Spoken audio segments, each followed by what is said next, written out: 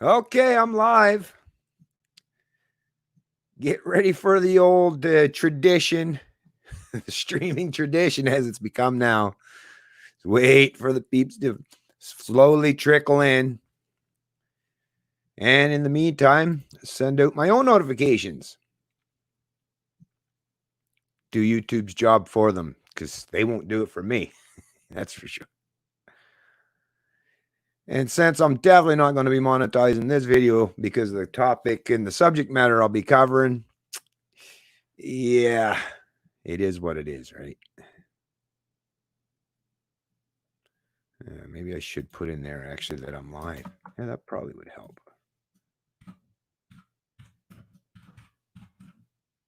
Yeah, that probably help.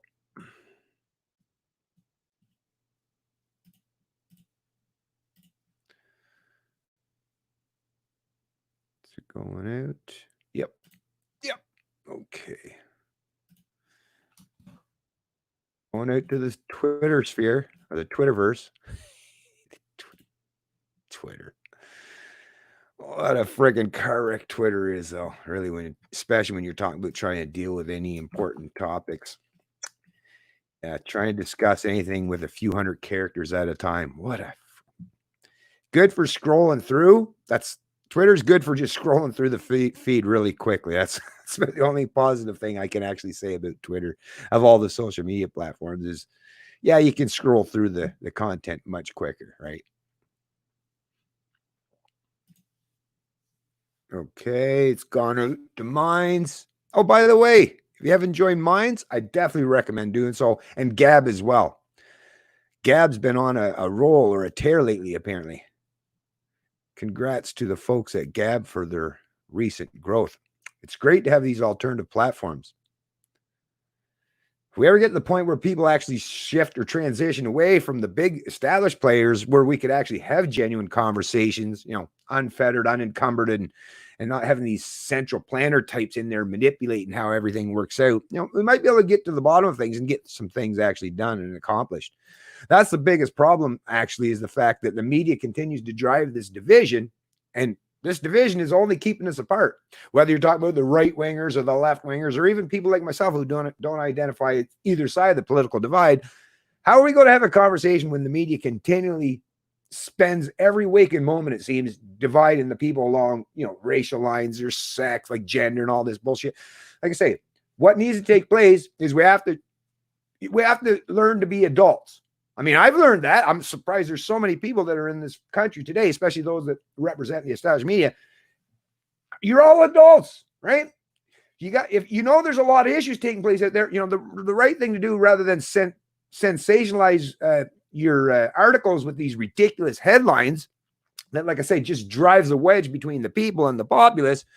Like I say, why don't you reach out and create some kind of a venue where people can come together, where we can hammer out some big fucking ideas like this, because we're never going to get the point where we're going to solve these problems until people put on their big boy and girl pants and actually start hammering out and having conversation. Which is why I always say to anyone, if you disagree with me, right, come on to I invite anybody. I don't care who the hell you are. I'll invite you onto my channel. I'll host a live stream, and like I said, hours we can spend hammering out and discussing ideas. How many people actually take me up on my offer, though, right?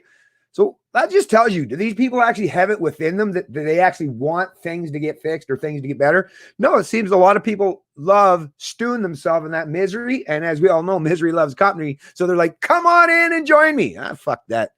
Now, you people stink. I'd rather stay up here where the air is fresh, right?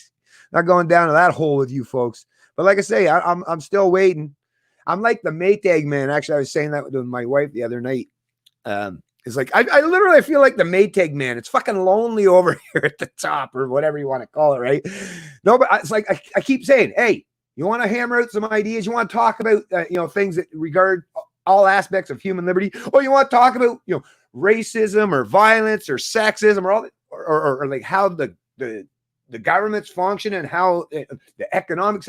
Let's talk about it, folks. Let's talk about it. That's what I'm here for. And yeah, no chance of me running out of things to say. So yeah, trust me, I'll keep the conversation going. But like I say, chirp, or mom's the word is what I'm getting as a typical response, other than the fine folks that tend to show up to my stream on a regular basis. You good folks, of course, you're always willing to engage in conversation, dialogue. And I see it even within the chat that you folks have lots to say.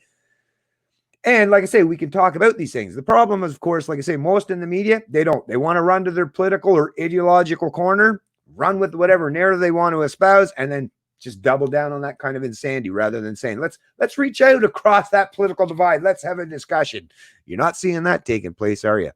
Anyways, let me get all this stuff closed up here now.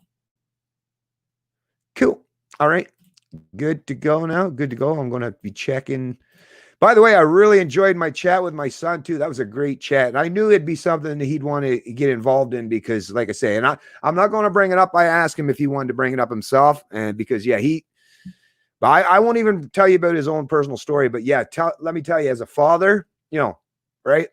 How you can be as a father, very protective, right? Especially of your children. And I'm fucking definitely that way, right? But yeah, how he was treated. And it wasn't, like I say, I won't even get into the whole story, but there's even a lawsuit pending and stuff, all that. But yeah, even my own son has suffered from police brutality, and not because of anything that he did wrong, other than holding up his, I believe his iPhone at the time to record something. But anyways, like I say, I won't get into that stuff. I'll leave that up to him to bring to light at some point in time. But like I say, some crazy shit happening out there. Hey, what's going on? I'm going to check here in the old stream, see who's in. But I do see already Ann and Steve G. What's going on, Ann and Steve? Hello, sir, to you. And Gato, look at that early on, right in the chat already. Right on, Gato. Thanks for joining up there, buddy. The Wizard Online. Great to see back in the saddle. Twitter plus trigger equals Twigger. Yeah, good one.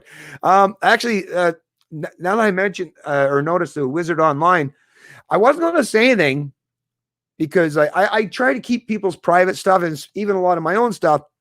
I mean, I'll talk about my own personal stuff, but like when it comes to my family stuff, like my personal things that have to do with government, I talk about that stuff publicly. But my personal life, obviously, I keep personal, and same with anyone that reaches out to me. I'm very much all about keeping people's personal lives, in check, and I don't discuss them. So. But I'm getting a little bit concerned here because I don't know. To be honest with you, I don't know what has happened. Anyways, Mr. G. Rich, I'm sure you folks are familiar with. Before I even get into the stream, like I said, I just want to bring this up. Great gentleman, has been very, very generous in his donations, and we've had some great conversations. As you folks know, he's a member on the YouTube channel here. He's very actively involved, very supportive, just a top-notch guy as far as I'm concerned.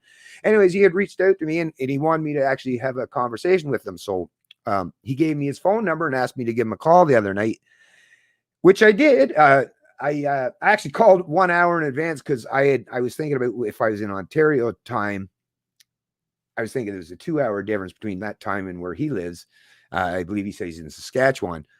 Anyways, so I called a little bit too early and I was like, oh, okay. So I left the message, say, sorry, I'll call back an hour because it was supposed to be at a specific time. I called back like an hour I couldn't get an answer. I tried 3 different times and I've sent messages subsequent to that. And for some reason, I'm not hearing back. It's almost like Mr. G. Rich.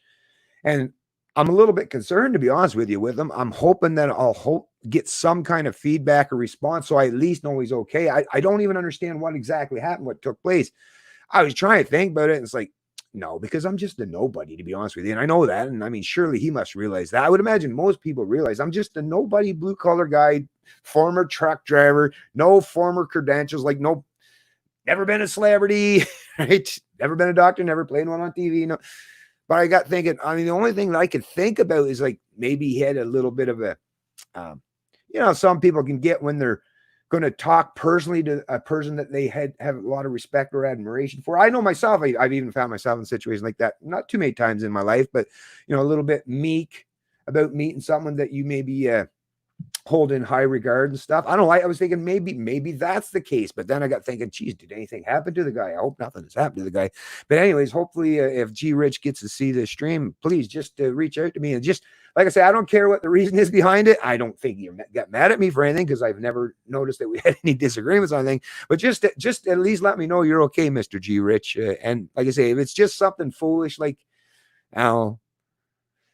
you're a little bit nervous about talking to me.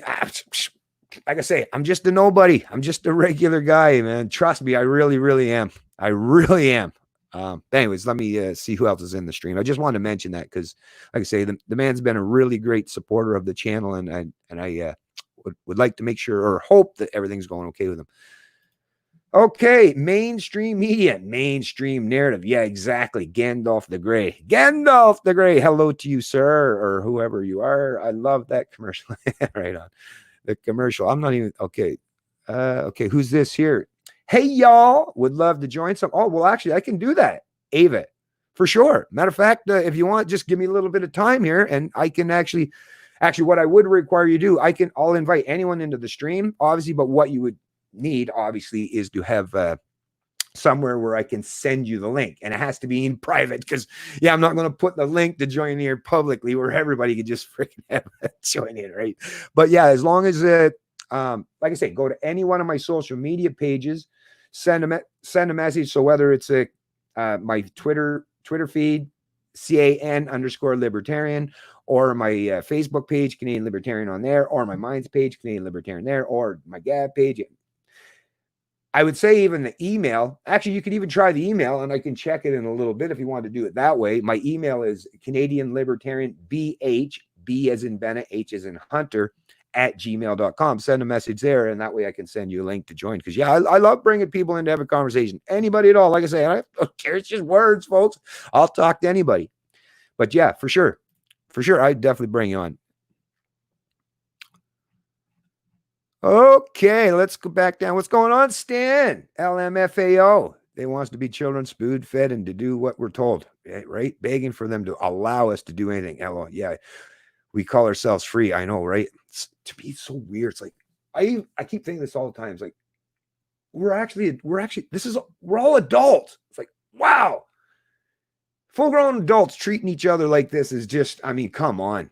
I would feel like I'd be insulting to children to even suggest that the adults are acting like children these days, because actually a lot of children I've known over the course of my life hold themselves to a higher regard and actually treat each other much better than adults do these days, right?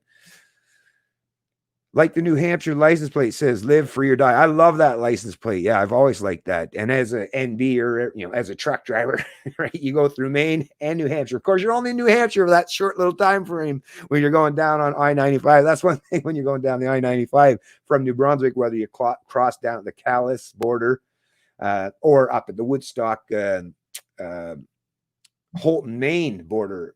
Either way, like I say, when you get down to the bottom of it, down to Kennebunk or whatever, Maine, you get down to the very bottom, you're leaving the tolls in that last little section there before you get into New Hampshire. But you hit New Hampshire, you're only going through, what is it, like 11 miles or something? not very far. You're just at the very, very bottom part of it.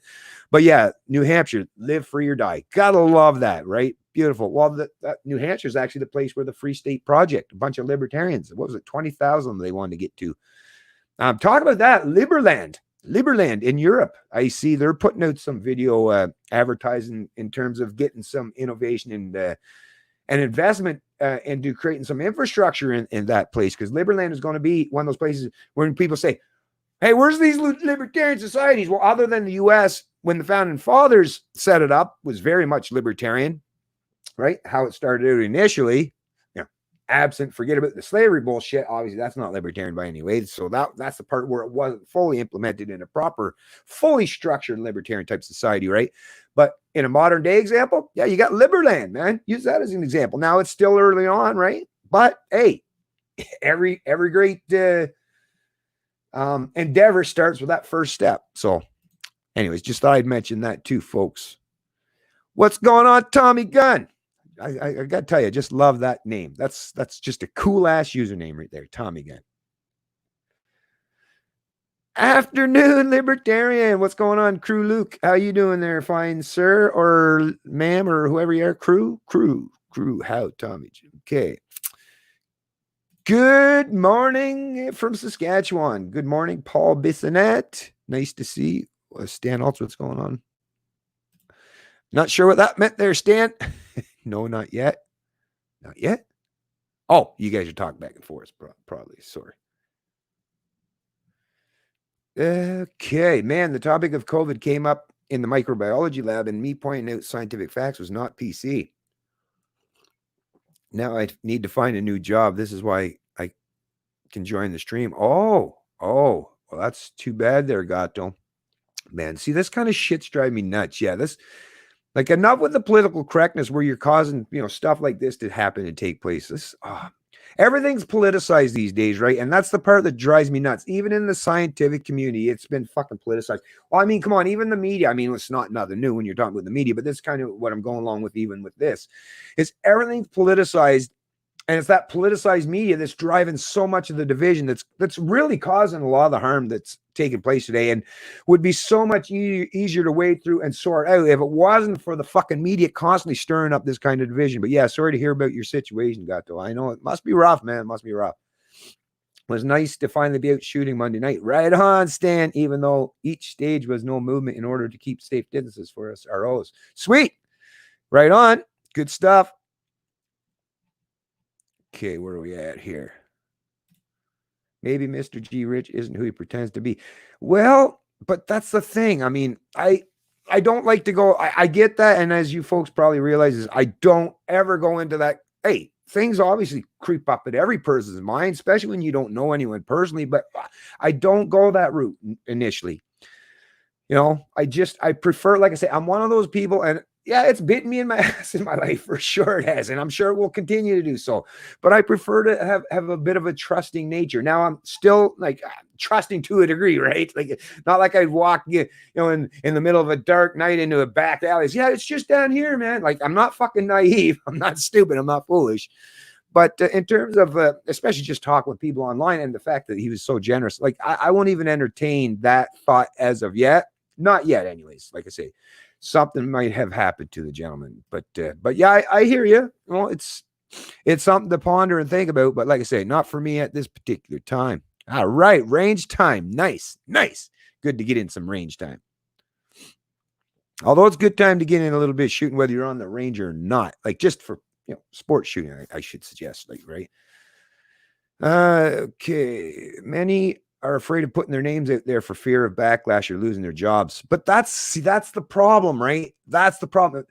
I've lost jobs in my life because that's what it is to be a principled person. And I've watched a lot of people that I worked with that, like, did anyone ever stand up in solidarity with me? Well, maybe a couple of times, but usually, behind the scenes, or when you meet up with them, on a snowmobile or an ATV ride in the middle of the woods sometime when you're not at work, right? But like I say, that's the problem. There's a severe lack of courage. And I mean, I can't defend people who lack the courage. I mean, first of all, it's already detrimental to themselves to be so cowardly or conformist that they lack that courage, because it's got to be difficult on their own psychology, on their own mind and their mental state. But then the effects that it has on the rest of us by keeping your mouth shut and not standing up or speaking out. When you see what's happening in society and you have the ability to bring some truth to light, or to shed some light on some things that maybe some of us aren't privy to, and you're unwilling to do so, or to stand for real leadership and to actually change or affect the system in a much more positive manner. If you have that within you and you refuse to do so because you're worried you might lose a paycheck, like, what the fuck? I'm sorry. I just can't. Like I say, I've gone through detrimental economic hardships in my life, but I've always found a way to get the hell out of them, right? So, I mean, to use that as an excuse, to me, it's a bit of a failed excuse. Well, I mean, it's a decent enough excuse. It's just a failed reason as far as I'm concerned. But anyways, thank you, sir, not a problem. Not a problem at all. Like I say, I'm a nobody, folks. I really am. We are being dictated by a bunch of morons. Isn't that the truth? Morons and seemingly very resentful and petty and divisive morons, right? Actually, I would say some of them are morons, but a lot of them are quite intelligent. They know exactly what they're doing. So that's even worse, right? Hey, Route 9? You mean the airline going through Maine? Is Gandalf a truck driver? Because when I see... Oh, wait, no. Maybe not. Oh, no. Rexton NB. Never mind. Because, yeah, a lot of especially the killer bees. I used to drive for Sunbury. We were known as the killer bees by the Americans and fellow Canadians because of the way we ripped right across the old airline. It's hammered down, baby. But yeah, I thought when you said Highway 9. I thought you were talking about what they call the airline, but it gives you that shortcut when you go across to Calais, Maine, and you cut through the airline that takes you out to Bangor. Oh, I've done that drive a gazillion times, right? I remember taking my sons, even my wife, on a tour through that, like I say, back many years ago before they lobbed a big part of it off and filled in the bottom. And yeah, it's a scary fucking thing, man. Especially when you're a noob driver and stuff, right? I scared the living crap out of my kids and my wife. It's like, holy crap, is this thing going to tip over? Because you get some really, anyways, never mind that. Okay. New Hampshire, it's a fairly good sized state, but I'd say it's bigger than Toronto. Yeah, but I mean, it's obviously not. You mean Ontario? No, Ontario would be much bigger actually. But in terms of how big it would be in terms of a province or geographical landmass, I don't know. I'd actually have to look at the old atlas or map just to get an idea. But yeah, it's a fairly small. New Hampshire, Vermont, basically beside each other. If you put them together, they might equal what, New Brunswick or something. I don't know. Like I say, I'm just kind of thinking, trying to visualize the map or the atlas. But yeah, it's not a huge state, and it's weird because at the bottom of New Hampshire it's like really narrow, and then it kind of goes up and it's wider at the top, whereas Vermont does the exact opposite, more or less. But anyways, it's not a geography lesson right here, so sorry for me rambling on. Don't toe the line, even the science world, you're out. Okay, Health Canada has been in bed with Big Pharma for decades. Anyways, so before I continue on here or checking more into the stream, like I say, because we're talking about the political division, the thing that's driving me nuts about this whole stuff, and like I say, I'm going to deal with this article here first and foremost, is the way the media is portraying things. It's like just every time we get the opportunity where it should be something that unifies people, you can always count on the hacks in the established media to step in and to create and stir up that kind of division. Wow, it really does grind my gears to see how desperate they are in keeping people divided. But so this was the first article, and of course it's out of CBC News. I'm surprised not under the politics section. It's under the world section. But yeah, by the way, what did you folks think of the chat with my son? I mean, I really thoroughly enjoyed it. I know we went a little long. Tell you the truth, I think he outdid me in terms of I don't know, I think he did better than me in terms of that. I got reflecting on it afterwards, like, it wasn't exactly my A game. I didn't exactly step up with my A game quite as much as I should have. But anyways, like I say, we're going to do more. But so let's check out into this article.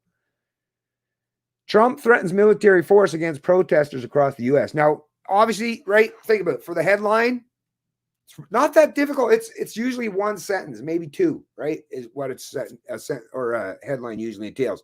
But if you wanted to properly articulate what was truly happening or what Trump was truly doing, if you weren't trying to politicize your messaging or your article or your narrative, you would say Trump threatens military force against rioters and looters, because that is what he was threatening the force to use to bring in the military. That kind of force is towards those who are rioting and looting and causing destruction. And from what I'm hearing, even people who are dying, right? There's civilians down there that are dying, store owners and stuff that are dying as a consequence of these violent rioters and looters. But there's a big difference. This is the thing when you try to play this kind of collective bullshit and stereotype or paint people all with one broad brush without the nuance of explaining things like what I'm going to do right here. Now, like I say, the media should really do.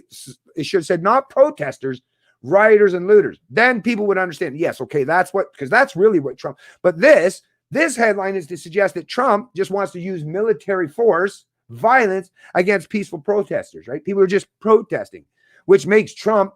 Think about it.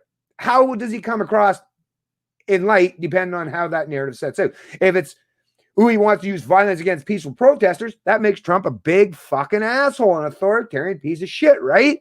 But yet, if he wants to use violence as a means to push back against the violent looters or rioters, well, then that's just him stepping up to fill that void or that gap that apparently whoever the governors are in these states who aren't stepping up the job to protect, whether it's the business owner or the people in the public who are being harmed or economically harmed by these rioters or looters. So, like I say, rather than be honest and forthright with a headline, it's all about sensationalism and driving a wedge between the people. In particular, as you know, what this will be basically in between white and black people, because that's what the CBC and these leftists love to do. They love to play the game of politics, identity politics, to divide us up, put us into little groups, and keep us fighting against each other, which, like I say, someday, whether you're white, black, brown, yellow, pink, gold, green, and I don't give a shit what your color is, you got to stop allowing the media to fuck with your brain to the point where you're never going to get past this kind of nonsense, and it's going to be a continuous vicious cycle until we all start to recognize who the true culprits are, who's causing so much unrest and violence and the breakdown societies, namely the political class and their media mouthpieces. This has to happen, which is why I'm even going to offer it right here, right now. Once again, I want someone, I don't care if you're from Antifa, I don't care if you're a Black Lives Matter protester or an organizer, no matter who you are, or a leftist SJW, I don't care who you are. Come on, let's talk.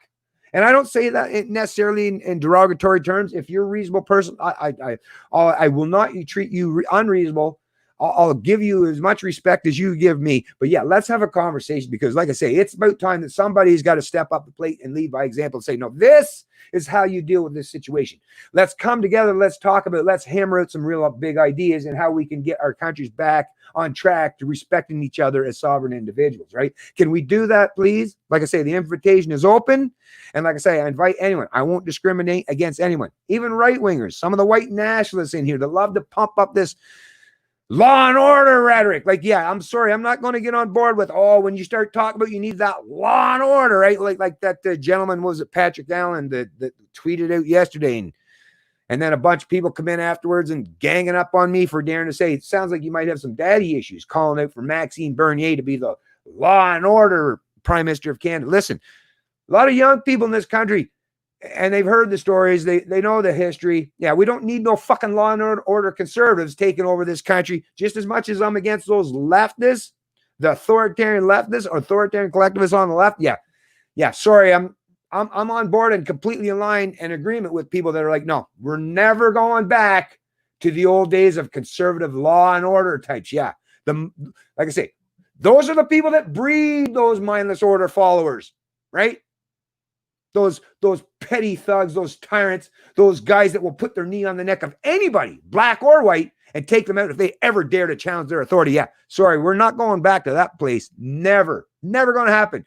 Matter of fact, I hope for the days, some days I actually want time to speed up. So a lot of these older, and a lot of them are the older folks, these older law and order conservatives, just go on off, just pass away, and you'll just be another memory, and we'll hopefully eventually forget all the fuck about that kind of a mindset. Because yeah, I loathe that kind of mindset just as much as I do as some of these authoritarian leftists, because they both, to me, both of them will turn and pivot on anybody that disagrees with them ideologically. And I just, don't want nothing to do with any of those folks. But anyways, let's get down here and see a little bit more of the kind of rhetoric they're trying to espouse in this article.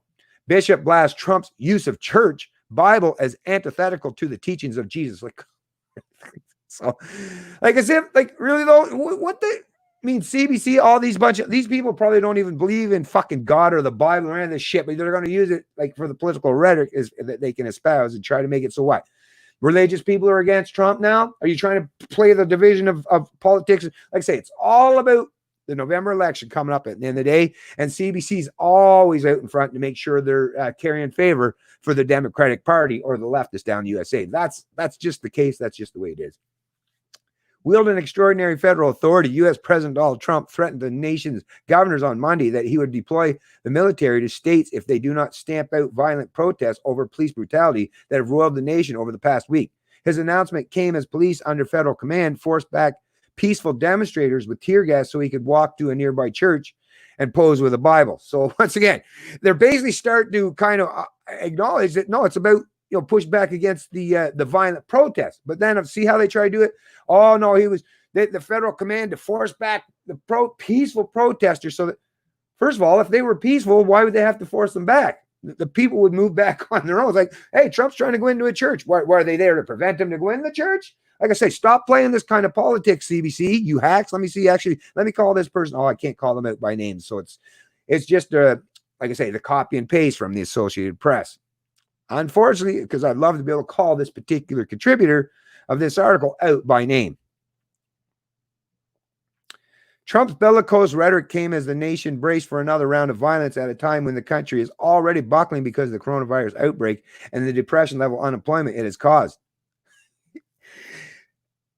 The coronavirus did not cause this economic depression or depression level. No, that was government response to the breakout, which, as we've seen, is now being proven to be completely out of touch with the actual reality and how that actually played out. So, but this is the media. This is like the media. Really, they do dumb down. Anyone that reads this and you don't have the ability to think critically about this, you're literally being dumbed down by fucking almost every word that's coming out of this shit if you don't know how to think critically about this. And there's a lot of Canadians that read this stuff without a critical eye or thinking about it critically that are literally being dumbed down into this just such a fucking ridiculous mindset. It's scary, to be honest with you. The president demanded an end to the heated protests in remarks from the White House Rose Garden and vowed to use more force to achieve that aim. Yeah, against the fucking rioters and the looters, right? Exactly. But once again, CBC, the headline is all about stern division. But then they have to, if they're going to write an article like this, you're going to have to own up somewhere within it that you're full of shit. But like I say, they're more than willing to play both sides of that narrative, so that they can kind of, I guess, skirt the legal ramifications, right? If governors throughout the country do not deploy the National Guard in sufficient numbers to dominate the streets, Trump said the U.S. military would step in to quickly solve the problem for them. We have the greatest country in the world, the president declared. We're going to keep it safe. A military deployment by Trump to U.S. states would mark a stunning federal intervention not seen in modern American history. Yet the message Trump appeared to be sending with the brazen pushbacks of protesters outside the White House was that he sees few limits to what he is willing to do. So, I mean, think about even when, how many times there was even when Obama was in power, how many times we've seen violent protests and the police stepping in and using even more violence, escalating the violence actually towards protesters, some of them who were peaceful. But like I say, listen to the way how the media dealt with it. And it's not like, Obama didn't support putting down the violent protesters. I'm pretty sure Obama was all about like not, promoting violence and rioting and looting. But like I say, the media, because Obama was on part of their team, total carry favor with them. The way the media would report it, if Obama was saying the same thing, it was like, yes, Obama needs to step in and tamp down some of this violence that's taking place out there. But because it's Trump, well, you see the kind of narrative that you get instead, right? Anyways, Trump aides liking moment. Anyways, let me close this one out, get back to the stream here, because like that stuff's just enough with the political division. CBC, enough with it.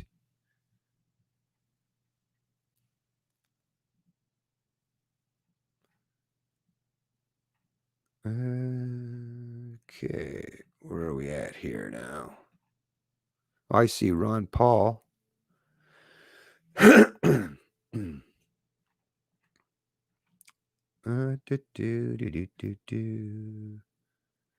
Okay, now we're going back down here.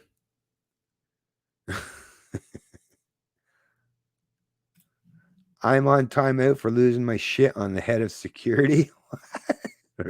So what's that? Oh, you're on timeout? Uh-oh. That's not good. Although it could be if you're doing the right thing.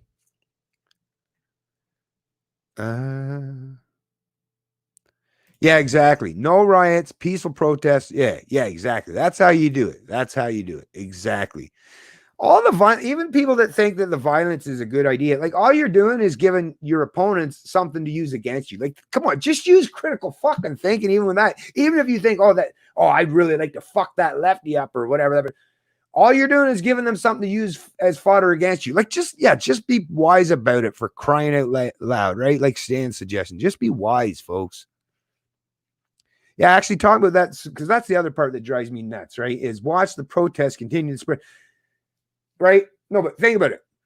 So the way that we heard, what was it? Those predominantly white people, and the media made sure to emphasize that it was predominantly white people, like I guess what they called hipsters or the people that, I don't know, might be in the upper class or middle class somewhere in that particular area of Toronto, that Bellwood Park. Remember the way the media represented and presented the story in terms of that, and how Doug Ford responded to him. Basically a bunch of idiots, bunch of morons, right? Look at them, bunch of losers, more like, get out of that shit. Stop getting all close together and do what you're told. You're supposed to be practicing social distancing, you fucking dipshits, more or less. Like, the way Doug Ford insulted the people that went out to go to that Bellwood Park, right, and enjoy some fresh air and do whatever they were doing. But because they were mostly predominantly white people, it was okay for the media and Doug Ford to pile on and say, look at these fucking idiots, bunch of fucking hoodlums or bunch of morons. Look, you're putting all these people in danger. You're putting the country in danger, God damn it. Even here in New Brunswick, I'll even admit that stupid ass dumb doctor that went to Quebec and came back and didn't inform that he was going to different long-term care facilities and has infected, I don't know how many now, is like, was it maybe 9 people, but a bunch more people in New Brunswick when they were all cleared out in New Brunswick and there were no cases until this doctor went to Quebec, came back, didn't even say that they were making the rounds, all these other facilities, didn't self-quarantine for the 14 days and caused more people in New Brunswick to contact the COVID-19 from him, a doctor who should know better. But like I say, Blaine Higgs is saying, like, and I agree, like this person, this individual was a bad thing to do. And, look at what you've done. Look at what you have done that to put New Brunswick and the rest of New Brunswickers in graver danger and the potential of it breaking out even further than this, right? That person should be punished, right? But like I say, as long as it's towards certain people or certain individuals, that's fine to do so. But look at how the story has changed. Look at how the script has been flipped now with all these protesters out there. And like I say, nothing against the protesters. Once again, I'm not defending any government's position because I think they're all a bunch of fucking hypocrites and liars, to be honest with you, and opportunists.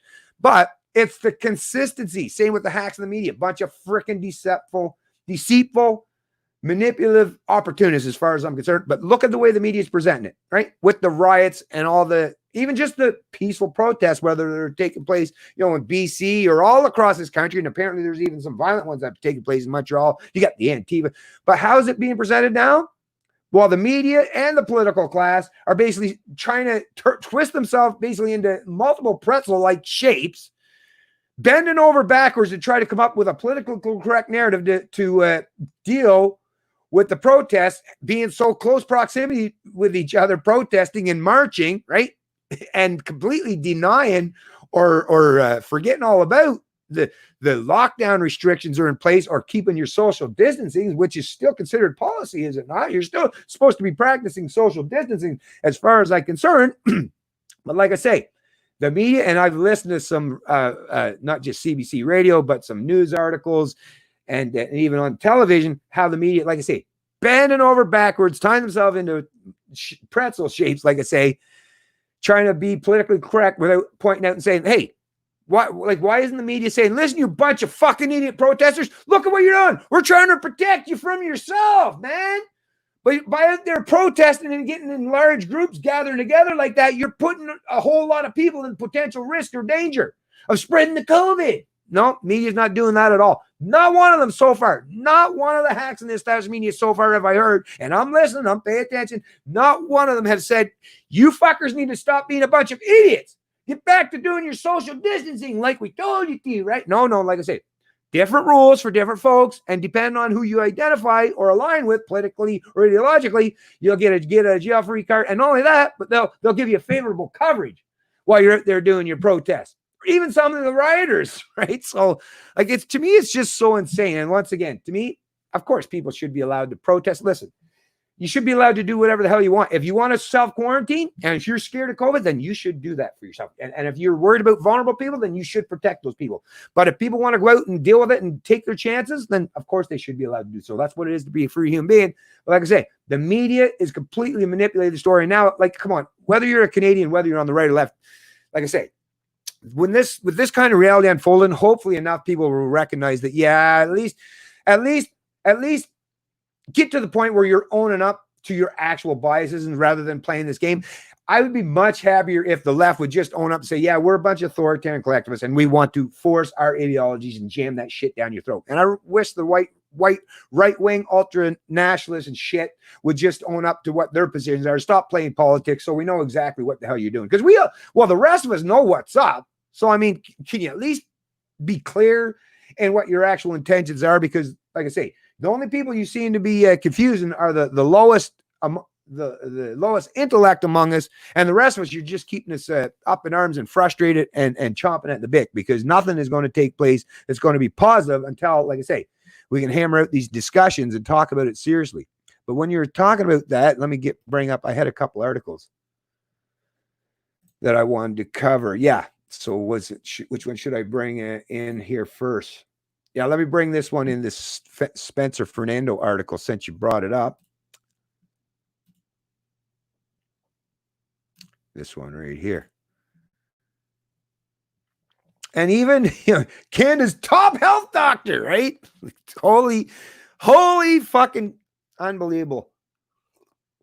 Total contradiction. It's amazing how the narrative can completely shift and change. And like, just think about how powerful the established media truly is in affecting the psyche and the mentality of like millions and millions of Canadians. Because the minute the media pivots on their narrative, the rest of the sheep will just follow in kind, right? Anyways, this is, like I say, an article out of Spencer Fernando. What? After pushing stay home saves lives, Theresa Tam now says protests are just fine. All right. What? Really? Okie doke, man. And this was June 1st, 2020, Spencer Fernando. What an interesting change. Very interesting. Theresa Tam has faced immense criticism from Canadians for, along with Patty Hajdu, or Hajdu, whatever, giving advice that repeatedly gets reversed. Yeah, exactly, right? No need to wear a mask. Oh, you better put on a mask. What? It's like, and that's the thing. It was like, oh, well, maybe they just made a mistake. Listen, it was yes or no. It wasn't like there was a whole bunch of multiple. It was, should you or should you not? So if you flip-flop from either pro to con, yes or no, then you literally took both sides of the argument, which, like, I guess you could have flipped the coin and been right one way or the other, but it just goes to show you're obviously not astute enough to know what the right answer was first and foremost, if it takes you a couple stabs at it, right? So expert, I don't know. It doesn't seem like very, very much in terms of expert, but like I say, that just goes right along with the kind of people that are considered experts or the rulers of the day. Very inept people, folks. Unbelievably inept. Theresa Tam has faced immense criticism from Canadians for a long time. Tam was pushing the stay home saves lives, a message that was backed up by the federal government, threatening fines and punishment for regular Canadians who violated these new laws. Not just threatening, actual handing out, right? Well, I guess it wasn't like, no Trudeau and the federal government and Tam wasn't handing but yeah, they were definitely advocating for it, and their order followers have definitely been following through with their orders and carrying them out, right? Because we've seen the countless examples of people who have been charged or given fines for something as simple as walking their dog in the park, right? Or being alone in a school playground or something, or somewhere doing chin-ups, or like just ridiculous nonsense, right? Yet now there's another reversal. Apparently, these new riots and protests in Canada, where there have already been looting by radical elements, they're just fine. Oh yeah, no problem. Dr. Tam, go to protest, but don't yell. Yelling can increase the risk of spreading the virus. But what about the social distancing, Tam? The yelling, yes, that will definitely make it worse. We all get that. We understand that now, right? With the droplets and all that stuff, right? But isn't the social distancing, is that no longer important, right? And if it's not, then why do these people, why is it okay for them, but not for people who just want to go back to fucking work or open up their business, right? If it's okay for some people, like I said, can we be a little bit consistent? If you're going to take a stance, can we universalize that properly where you're treating people, right? Respecting each other, right? Aren't you all about equality? Isn't Dr. Tam one of those people that would be all about equality? Well, how about if you're going to treat people and say that social distancing no longer matters, well, then let's make sure that that's the case for all Canadians, not just select groups or select special interest groups in particular, right? Because in reality, that's what we're talking about.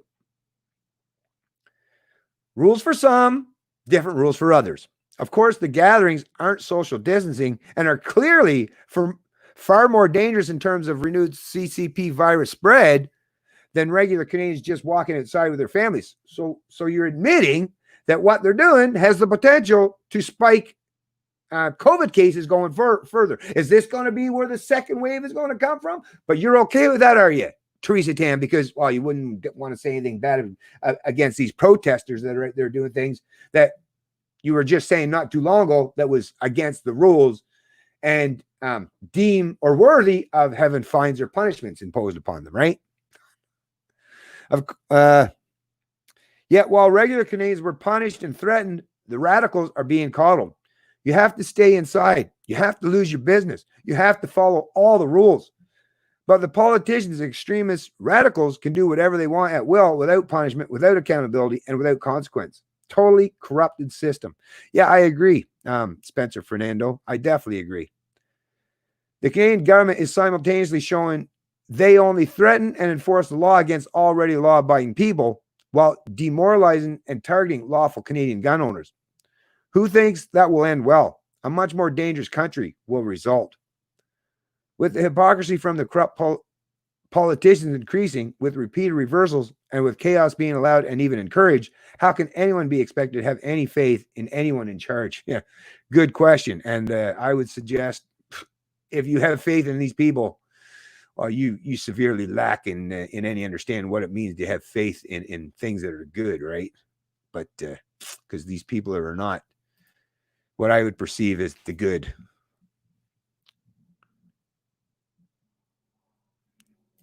Save your sports shoe. What the?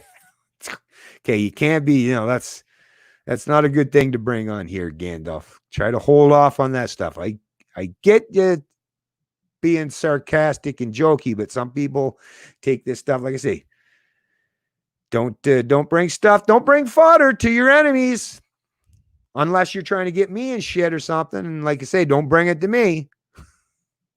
The problem in the U.S. is the peaceful protests are being co-opted by extremist leftist groups being bent on pushing. Well, for sure, there's definitely people that are opportunists that are going to take advantage. And it might also be some right-winger, right?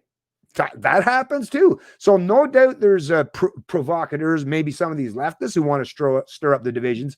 But let's not forget there's lots of those far-right individuals that love to stir up this division as well. Like I say, it's coming at us. We're being flanked from both sides by authoritarian collectivist folks. So you got to be careful of that, which is why, like I say, I don't know. It's really hard to learn and discern who to trust these days. But like I say, you got to kind of stay more consistent in terms of your views, in terms of the people who are going to be opportunistic. For sure, left-wingers, for sure, 100%. But so are right-wingers. Don't kid yourself. Don't kid yourself.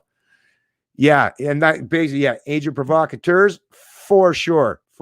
Those people exist, and they're definitely, yeah, film. I'm with Stan there. Film, man. Oh, the fact that we all have literally devices that can capture all this stuff in real time in video and audio. Yeah, take advantage of that, folks. Take advantage of that when you're out in the public, for sure.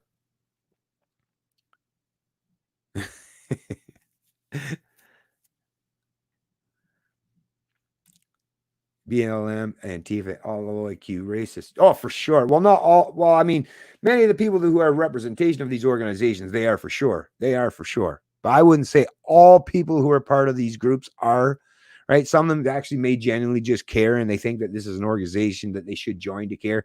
But yeah, they'll eventually be disenfranchised and realize that no, they're just playing politics. Many of them, especially many of the organizers, right? That's why I mean, it's the organizers, the people that are in control of these things. Those are the people that I'd hold to account. Not necessarily everyone who's contained within them, because I'm sure some of the people contained within these organizations just want to do the right thing, and that's their motif, right? So yeah, look for military boots and printing the vest, sure to give. Yeah, exactly. Watch for that. Okay. Yeah, Ron Paul showed the agent provocateurs. I haven't seen that one as of yet, but I'll try to look it up, see. Racehorses usually in T.O. Woodbine. A cop was the first one who broke a window in Minneapolis. I'm not sure if I heard about that just yet there. Yes, the CBC's no. teach something about ethics. I know, right? Yeah, the CBC. This is just so insane. This is just so insane.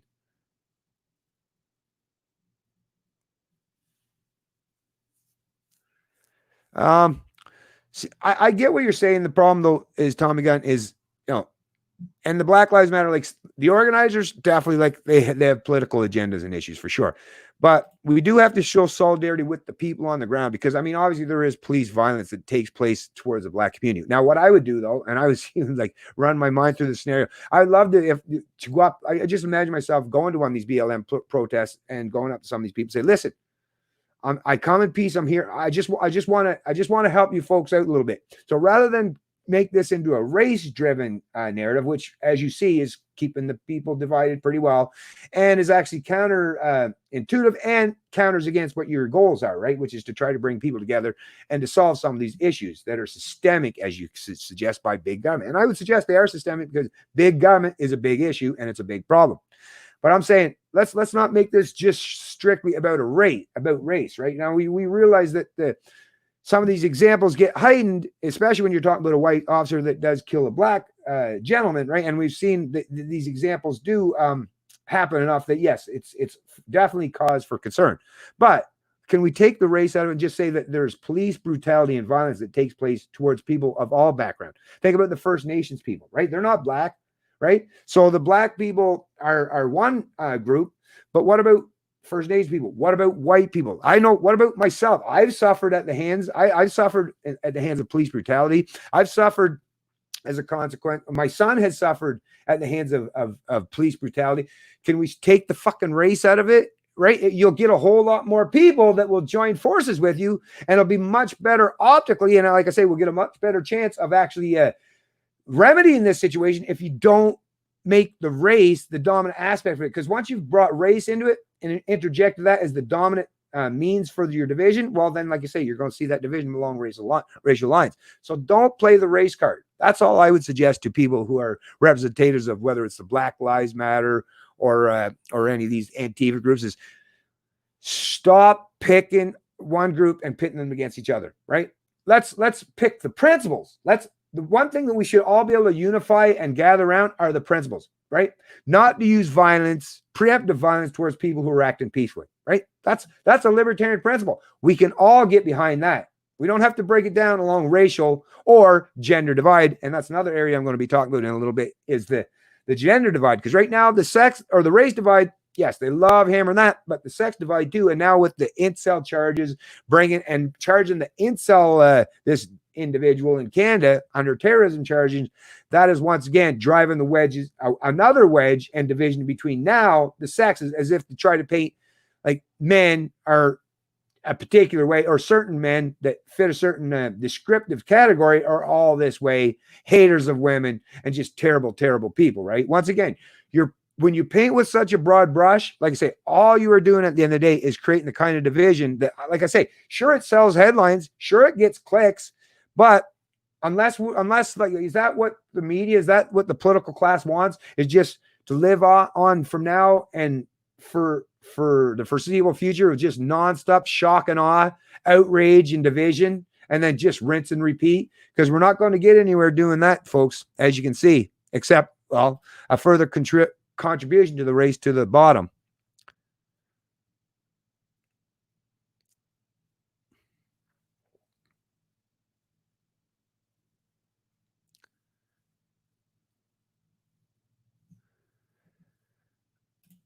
The Dems are hypocrites. To end the LA riots, called the National Guard to restore order, and everyone was fine with it. But the Trump does it, orange man bad. Yeah.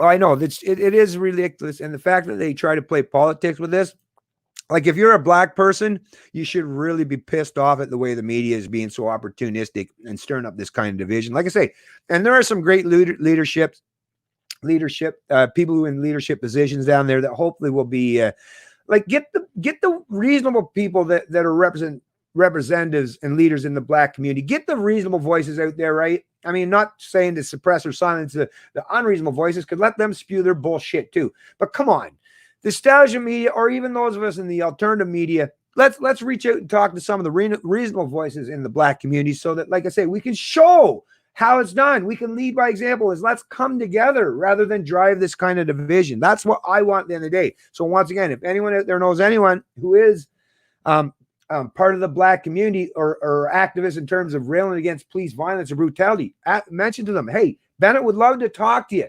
And he'll be completely cordial. And matter of fact, we'll probably have a lot of agreements. And maybe we'll be able to come up with some ideas to help get not just the Black community, but First Nation people, white people, and anyone else that has suffered at the hands of these fucking authoritarian pieces of shit, these order followers.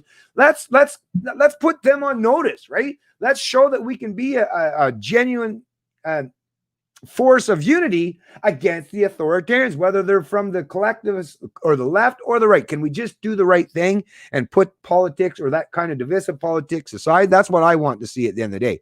And like I say, I'm going to keep trying. I'm never going to stop going to try, right? Because I believe that it's very important that while they're out trying to stir division, people like us or people like myself should be trying our best to create the kind of unity that's definitely needed in times like this. We get all races being based in the U.S. Rooftop Koreans, corner Hispanics, and sidewalk whites and blacks fending off the looters. Yeah, see, this is what I like to see too. Like people coming together, right?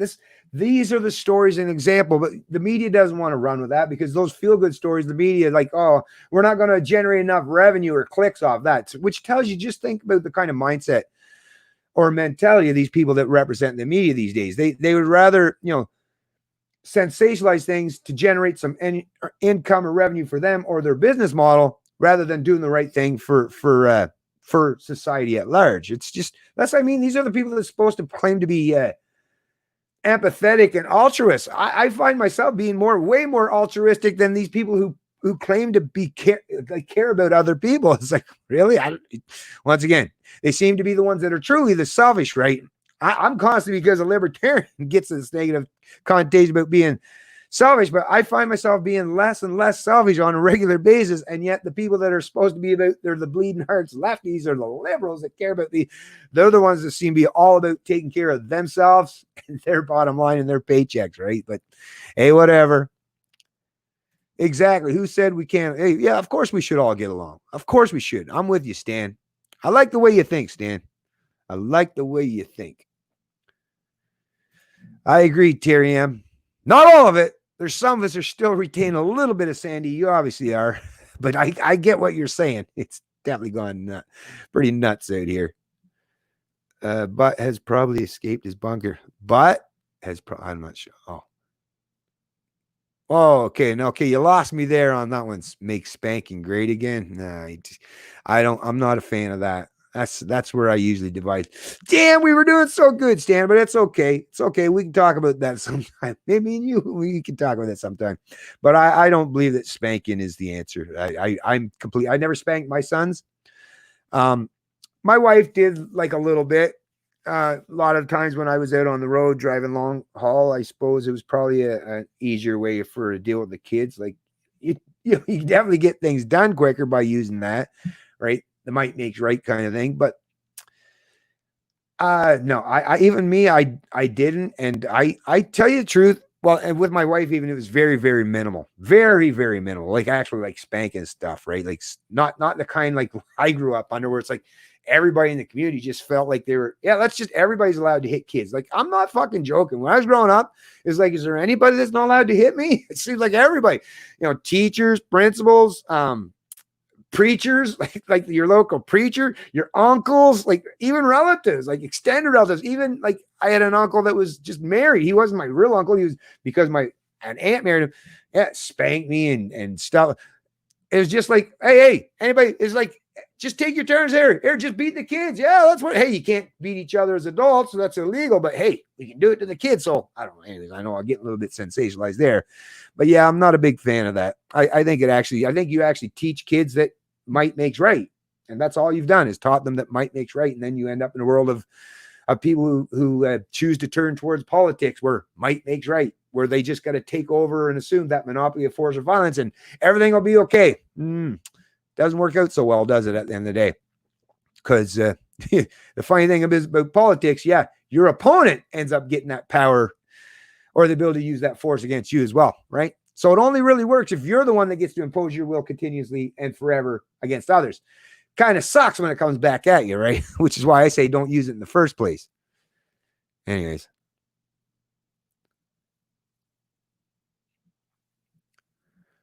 Okay, because Russiagate, the impeachment, COVID failed. Now they are doing race riots to influence politics. I predict the October surprise will have deep fake video of Trump saying the N-word. Actually, you know what? Now that I think about it, it's that person that was going to ask about the stream here. Let me go real quick here, folks. And I'm just going to see if I did get an email, and I'll look on my social media pages there in case they want to be brought into the stream. No. Nope. Okay, so there's no message on my Gmail account, but let me check me old Facebook. Okay, so no, that's good. I'm good there. Facebook. Check the Facebook. The Facebook. Come on, Slowpoke. See what we got here. Give me a moment. Give me a moment. Austin Powers reference there. Give me a moment. I wanna hump a lot. No, I don't see anything there. Maybe Twitter. I'll check on the Twitter. Nope. Okay, so let me check. Like I say, let me check the Twitter, and then I'll go back and get back to the stream here because I'm not getting anything here. Not seeing a message anywhere. No. Nope. Nope. Okay. So, all right. So, not bringing anyone into the stream right now, apparently. Okay. Even watching the retired police officer in St. Louis that was killed and left to die on the sidewalk was despicable. Will Trudeau speak out that? Yeah, that's like I say, it's just absolute insanity what's taking place out there today. And it's a lot of political opportunism and people that are pretending that they give a shit about these people when in reality they don't, other than being opportunistic.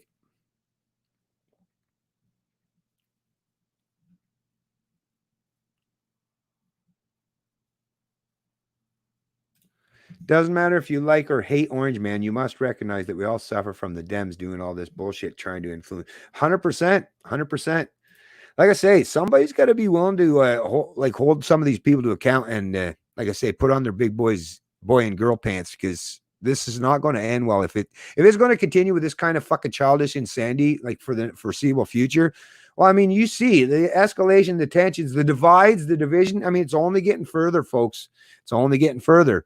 And once you get to the point where you've gone away from even having any conversation or engaging in any dialogue for so long, it becomes even more uncomfortable to do so. So, what's next? Like when you won't talk and when your division is that far apart, but you recognize that you have to live and function amongst each other, what's next? Like actual genuine conflict in the physical violent realm and in a much more or substantial degree than what we're seeing already is taking place. Like just that little spark was all it took, right? But like I say, the next spark might be at a time when, let's say, the tinder or the grass is much, much drier and there are a lot of people fan the flames, which means it can spread a lot quicker and cause a lot more damage or harm, right? Like I say, this trying to play politics with this shit, it's going to bite both the right and the left is going to be bit in the ass, and they're both going to come to the terms at some point in time that, yeah, playing politics with this kind of stuff, yeah, you're playing with fire and you're definitely going to get burnt.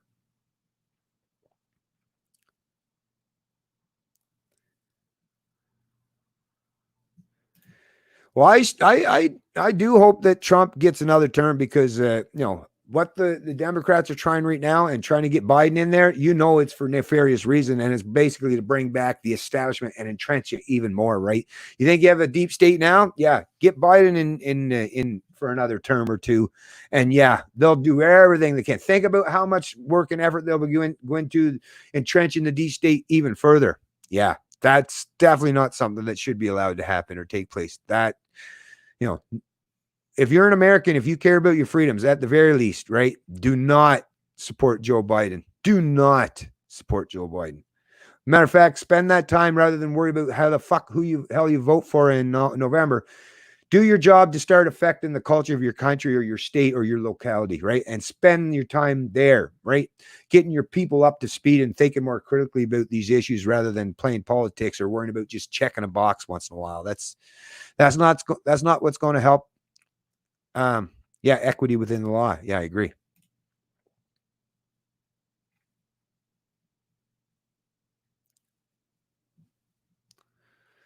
Yeah, I got some PPC folks mad at me today too. And if there's anyone in the PPC that wants to come on, I offered to bring them too, but I'll probably cover that in an upcoming stream.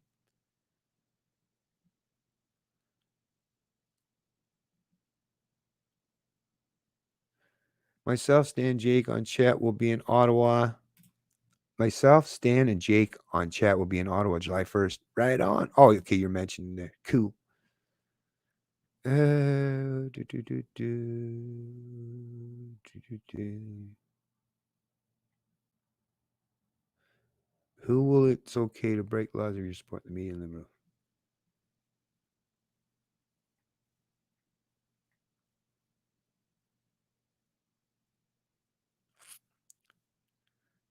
Okay. Do, do, do, do, do, do, do, do, do, do, do. Okay, I'm just reading through the comments here, folks.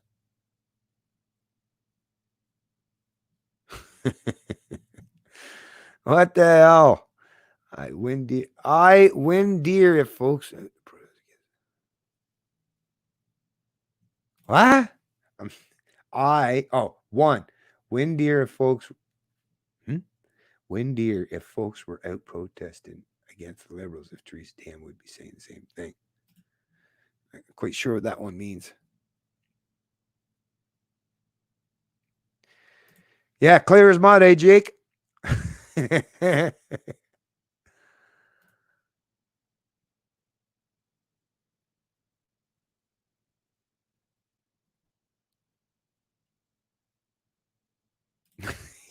Good one, Ken Rose. Wearing a mask while driving is like wearing a condom while in bed with yourself.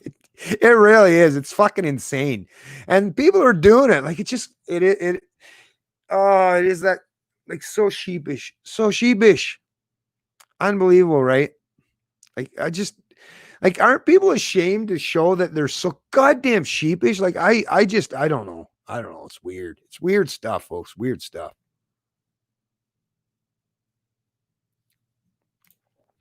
Yeah, well, actually, speaking of those vaccine things, did you hear that the federal government has ordered 37 million syringes?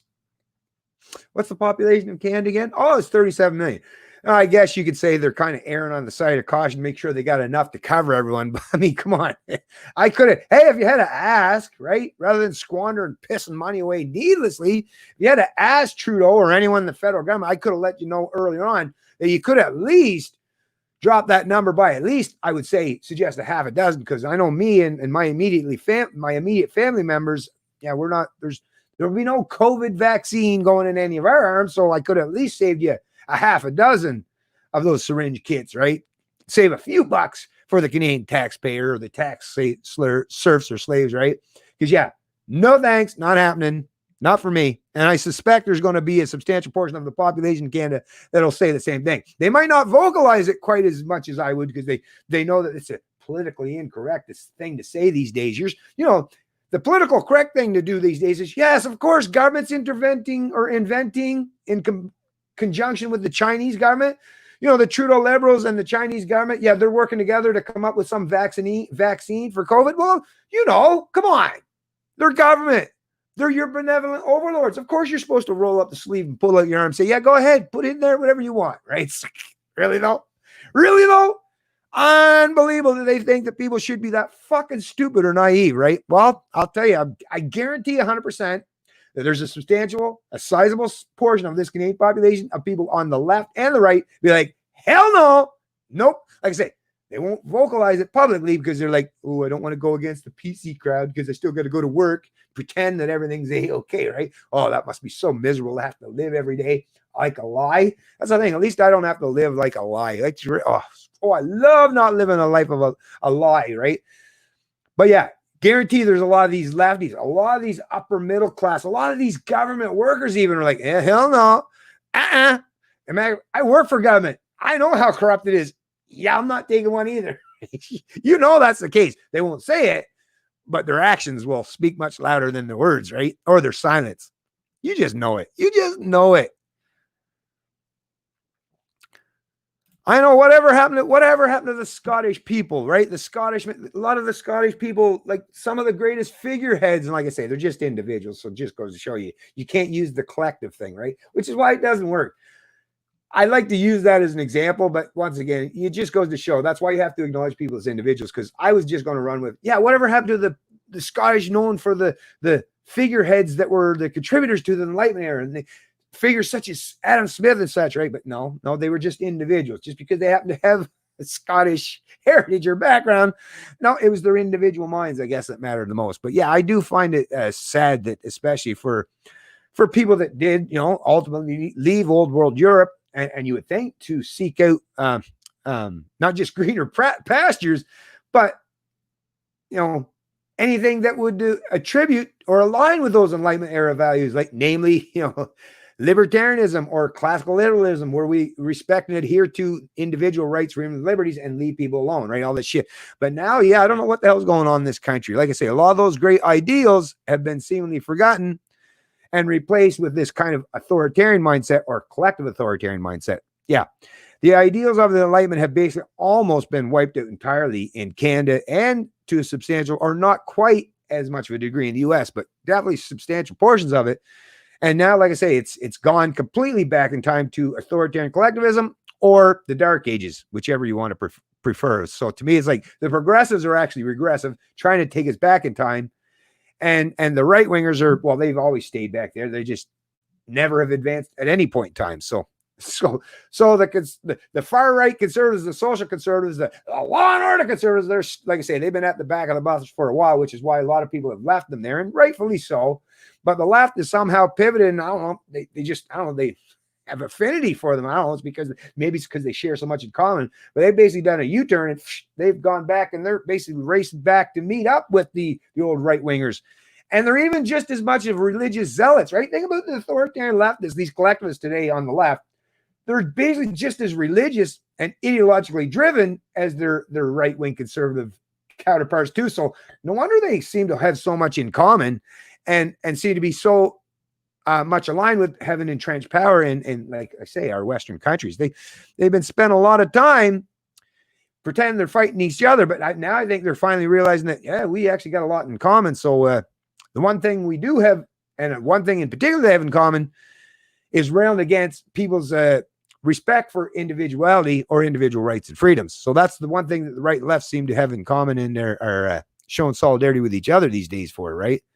Which is why whether you get the liberals in power or the conservatives in power, they still want to basically act like two wings of that libcon duopoly, or that bird. I know, right?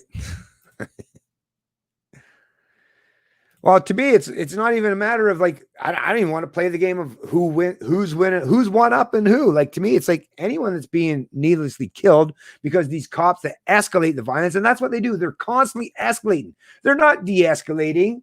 They're escalating, and because the wrong people are being hired, the requirements even to go into these positions have been so degraded and so lowered. Like, come on. I mean, yeah. Actually, you know what? Now that you brought that up, let me open up my channel, because sometimes I forget just how much of that information I covered. And you folks, I'll give you a kind of a heads up on some of those videos that I did. So what would it do? Let's say try RCMP. Maybe if I just use that. Do that.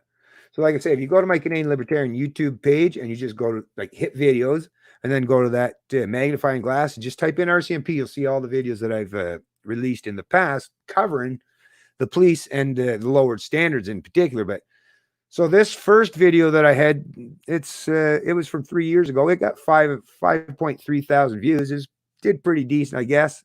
Oh, let me show it on the screen.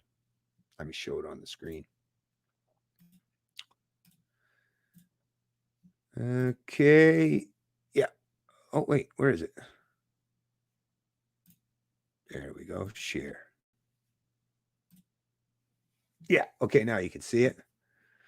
Was somebody else must be streaming? There's only a dozen people in the chat here. I've lost the attention of a portion of my audience. Oh well, it is what it is. Okay, so as you can see, like I say, so this must be the right wingers. I'm triggering them again. You're going to have to figure out a way to get over that, folks. You really are going to have to, because I'm going to continue to do so. And when you know that I'm 99% right about all the shit all the time until I actually, hold your tight to account, right? Then, you might have to reflect on the fact that maybe it's you. Maybe it's not me. Maybe I'm being consistent. Maybe you're not.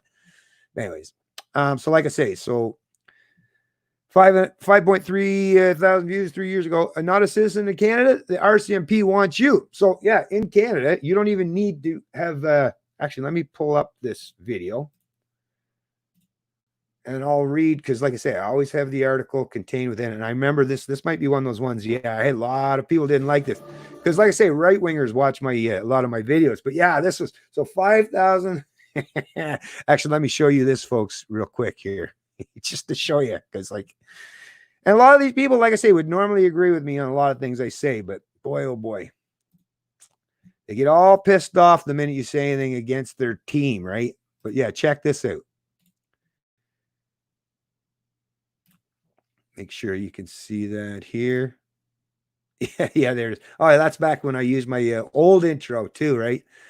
But yeah, so check this out. Maybe I gotta make that bigger so you folks can see it. Make sure you can see that. Maybe have to go a little bit bigger. That work? Yeah, I think you can see it, but check that. So like I say, 5,353 views. Like I say, this is back December 2016. 36 thumbs up, and very few of my videos get more thumbs down than thumbs up. But this one did 57 thumbs down. And for what? And for what? If you listen to the my video and what I said, it's basically just reasonable stuff. But obviously I pissed off some right wingers for daring to say or covering this, and it's like it was just me covering a story. So more people apply to become Mounties under new rules. There are early signs that changes to the RCMP's application process are leading to a big bump in recruits. The police force changed its application requirements 6 months ago with the aim of simplifying the process and making more people eligible to apply. Now recruits don't have to be Canadian citizens. They could put off taking the physical fitness test until they've been accepted at the RCMP's training division, and university graduates no longer have to take the National Police Force's entrance exam. According to a memo sent to the staff at British Columbia from Deputy Commissioner Craig Callans and obtained by CBC News, applications have increased 270% since changes were introduced in May. So think about it. You don't have to be a Canadian citizen. You can put off having to take any physical fitness test. And university graduates no longer have to take the National Police Force's entrance exam. So your mental competence. So like I say, the standards were so degraded and so reduced. Well, and look at who you have now as a representation. So this was 2016, 2020, 4 years later. Look at the kind of people that are filling up the ranks of the police forces in this country, right? It's right here, folks, in black and white.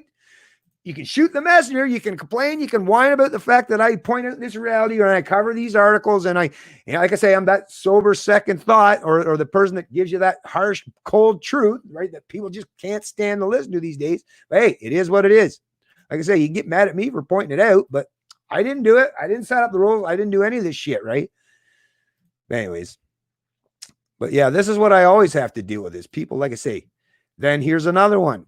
This one was actually from a year ago. Got a pulse? The RCMP wants you. And a little bit of a clicky kind of a headline, right? Got a pulse, but I'm kind of consistent because it's basically how they're talking about it. Not much. Your requirements are quite low, like I say. So let me pull this one out. This article. Okay, so I'm going to bring this in. Like I say, I know this is old stuff, but really important stuff, though. Really important stuff. So let me bring it. up here. So you heard already, right? And this is just from a year ago. So this was back December. Let me make sure you folks can see this. Yeah, the guys that left the chat already, you're missing out on the good stuff. Like I say, don't worry. Take a deep breath. It ain't going to harm you none. It's just words on the screen, folks. Okay. All right. Make sure everybody can see that. Short-staffed. RCMP looking at everything to attract recruits. Now, this is under the politics section. Like I say, it was reported back December 22nd, 2018. So basically 2 years after the first one. Credit checks, aptitude tests being looked at as force deals with staffing crunch. The RCMP are taking a radical look at the recruitment strategy to convince more women and visible minorities to don the red surge. So, right, playing identity politics with people who carry guns and enforce the laws in this country. So, very fucking dangerous president as far as I'm concerned, right? And like I say, obviously contributing to that race to the bottom. The Mounties have been plagued by staffing challenges in recent years and are looking at how to make a job of policing more attractive.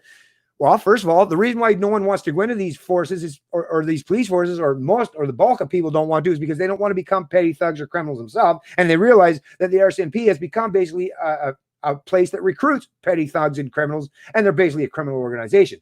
But rather than reorganize it so that these police aren't so fucking corrupt and a bunch of petty thugs or tyrants, no, they're like, oh, we got to I guess we got to lower the standards so more people will come in and be these mindless order followers or enforcers of our ridiculous authoritarian laws, right? Fucking dipshits, man. An internal document obtained through access to information flagged credit checks, the criminal background check, the 2-hour aptitude test, and long stints at the training depot as potential barriers during the recruitment process. So, right? Credit checks. So, if you're economically responsible at all, important, maybe not the most important thing. Criminal background checks, right? To become a police officer. Hey, maybe we should reduce the fact that you have to not have a criminal background check or be a criminal to become a police officer. I can understand why they're trying to drop that, though, because they already realize, well, fuck, most of the people we recruit are fucking criminals or have criminal intent or tendencies or natures. So, yeah, I guess we're leaving out a lot of the people that would like to join our organization by making sure they have to not have a criminal record, right? So let's drop that, I guess, is what they're saying.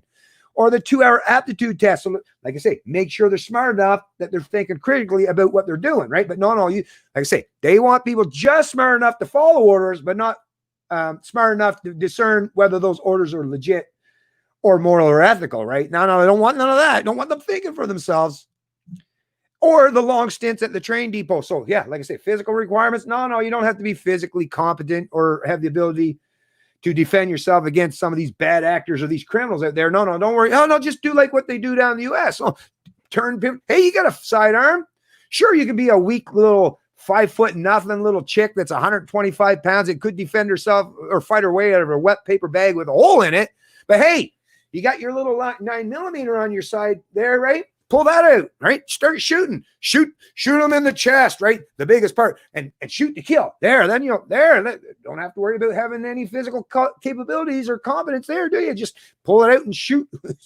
and think about the kind of people that are going in these positions. People are like, yeah, I'm too scared. I'm too weak. I'm a wimp. I can't. But, hey, I got a gun, right?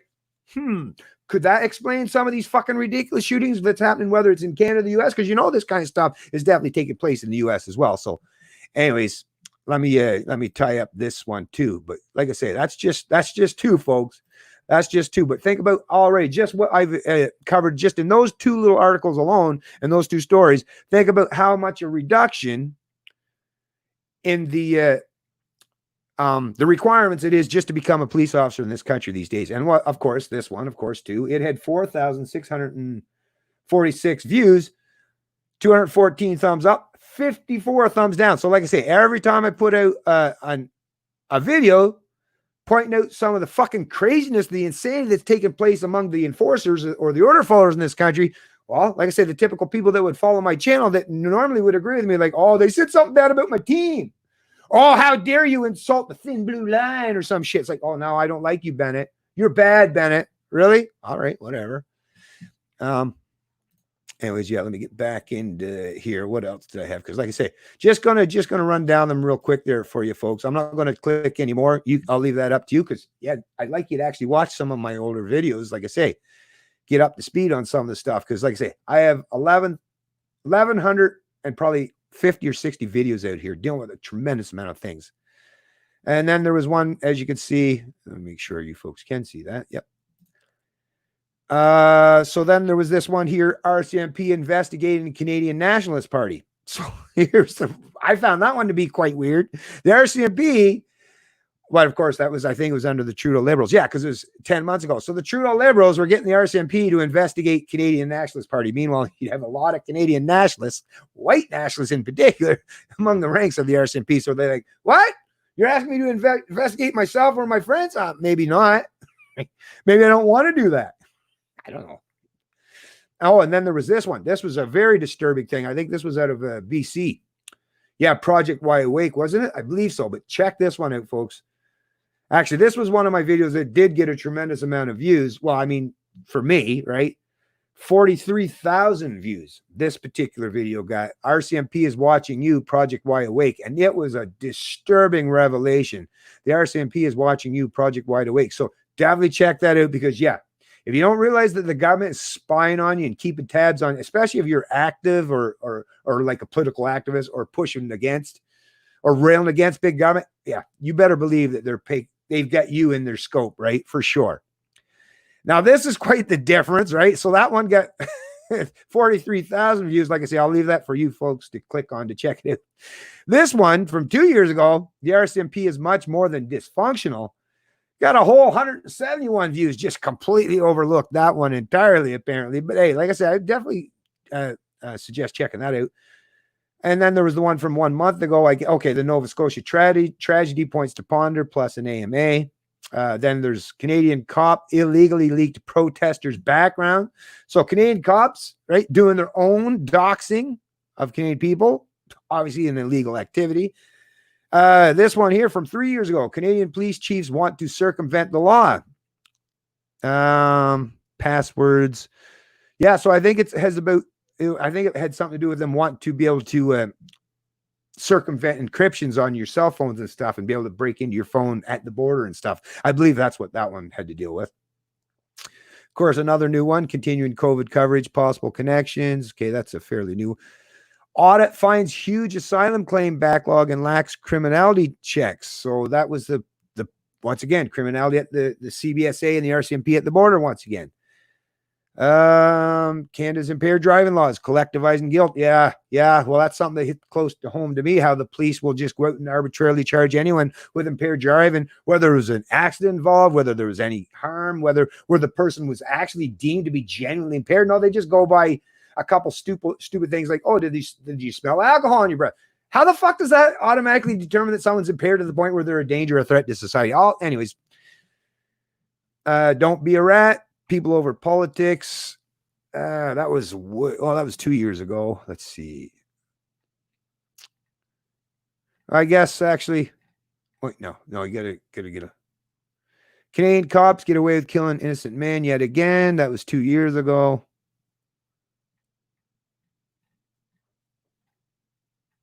Maybe I should have, because not all of them had RCMP. I should have added RCMP and then maybe just cops into it for the tag. Because thousands of Canadians swept up in Stingray use. So yeah, the cops are out there using these Stingray devices to trick your cell phone into thinking that it's hooking up to a tower. In reality, you're hooking up to one of these spy devices where they can see everything you're doing online, right? What else? Okay. Well, that's good enough. Anyways, let me pull that off. But yeah, so rather than just typing in RCMP, type in RCMP and then police or cops. So you have two different tags and you'll get even more than what I already showed you of info covering all kinds of nastiness and like I say, the massive degradation in the requirements it is to be a police officer in Canada these days. Anyways, let's see what's going on in the chat with the good fine folks here. Let me maybe go up a little bit bigger there. That was a little small. So RCMP will hire FBI, but not white Canadians. FBI. Well, I don't know what you mean. But like I say, well, I mean, like I say, all you have to do, don't be Karen. Don't be a Karen. Oh, that's funny. Ooh, truth hurts, kind of like love. Love hurts. Yeah. Anyways, I'm seeing what else everyone's saying here. The only thing you can do legally is to take a COVID test and show that you already have the antibodies. The test is not currently recognized by Health Canada. All right, thanks for the info there. Hey, what's going on, Leo, buddy? What's going on, old friend? How's it going? Let's see what else we got here. Scotland the Brave, not so much. Yeah. Freedom! Whatever happened to that, right? It's just such a great, it's just the idea behind that whole movie. And I just love it, man. Whatever happened to that? I want more people to be like that, right? That kind of bravery, to stand with such bravery in the face. And like I say, to join forces with each other, to rail against Longshank and his minions, right? Like, come on, let's all fight amongst each other. Let's. Sounds good in theory, but not much these days. Like I say, division seems to rule the day. I was looking through the chart lately about the vaccine. Turns out that you can refuse medical treatment except if it's a contagious disease. Trudeau will use this to take away our rights. Oh, I'm sure they'll probably try it. Like I've been saying. Actually, I'm kind of chomping at the bit for the day that it comes because, like I say, I've said to people, I'll say it again in this stream. Go ahead, Trudeau. You go ahead, or anyone like Blaine Higgs, the premier of New Brunswick. Go ahead. You try to make that vaccine mandatory. And like I say, I'm going to make sure there's all kinds of cameras that are on me. I'll have multiple camera angles, multiple people recording while you try to, or whoever the hell you get to try to pin me down to put that shit in my arm. And like I say, watch how, like I say, I know I'm an older guy, right? I know there's some gray mixed in here. Like, look, you can even see I got a little salt and pepper going on there. But like I say, this is one almost 50-year-old guy that, yeah, I'm only one, but you're going to need at least 3 or 4 some big strapping fucking dudes if you're going to want to tie me down. And yeah, I'm a fighter, and if I need to be, I'll fucking be a biter. Nobody puts their goddamn stinking hands on me to try to force themselves or anything into my body against my fucking will. And like I say, just go ahead and try it. Just try it. And like I say, the beautiful thing about this is not a threat of preemptive violence. This is just a threat of retaliation if someone tries to use force against me. And you know what? Defense, to protect yourself against people who are trying to use preemptive force against you or to do things against your will. Yeah, that's completely legal. So I feel completely comfortable saying, yeah, just come try, stick something in my arm against my will. Just come try it. See how that works out for you. Bring it on. Right? Bring that shit. I really do. That kind of get a little bit excited just thinking about it, to be honest with you. I haven't had that kind of excitement in a while. No, but really, though, it's so insane. It's just so insane. They think that they're going to be able to force that stuff. Really though, like I say, you'll find out. Yeah, there's a lot of Canadians that act meekly, but yeah, you'll find out that they'll grow a little bit of a backbone the minute you think that you're going to force that shit into them. Ay vey. Ay vey. Canada is highly racist too when it comes to but when you say, see, this is the thing. Terry, I get where you're going, and I know it's hard for us to think about these. I have to do it to myself, so I'm even but Canada, what do you mean by Canada, Terry? I mean, no, you know where I'm going with this. No, there are people in Canada that are racist, and the political system, right? The people that run the system because they love to pick winners or losers, or literally play identity politics. They're definitely racist. The people that represent the politics in this country and the kind of policies they put forth, because they seem to be constantly want to pit the races against each other. So I would suggest, but Canada, I'm not. There are a lot of Canadians who aren't. This is why, like I say, we got to point out those who are racist rather than just try to use that broad brush that Canada or America or, because no, it's not quite that clear and cut, right? Who's the USA? Because the institution has been using actions that are affirmative, have shown a stark change from years ago, which would imply they're more protected and privileged these days now. Who's the USA? I must have missed what you were going with there. Even the Care Bears don't get along with each other. Well, that's the beautiful thing about freedom of association and stuff, right? Is you don't have to get along with everyone, right? That's the beautiful thing. If we could just get back to, like I say, not fucking using big government to force us to have to align with each other. That's the thing with democracy. It forces us all to almost become like so collectivized. It's almost like government's forcing everybody into my households. Like I can get along with a lot of people, but if you force them all in and we all have to live under the exact same roof under like a million different rules and how they want to do things, yeah, it's probably going to cause a lot of division. Whereas if I can run my household the way I want to run it, then you can run your household the way you want to run it, and you do your things your way. And the only thing we have to deal with when we deal with each other out there in the public sphere, whether we're doing economic or social transactions, is respect each other as individuals. We're good. But a one-size-fits-all approach, like I say, where you try to force everyone under one common household with a whole bunch of people with a lot of different ideas and how they want to do things, yeah, that's a pretty good recipe for causing division and angst, right? Which is why you're not supposed to do it. We're supposed to respect each other's sovereignty and individuality.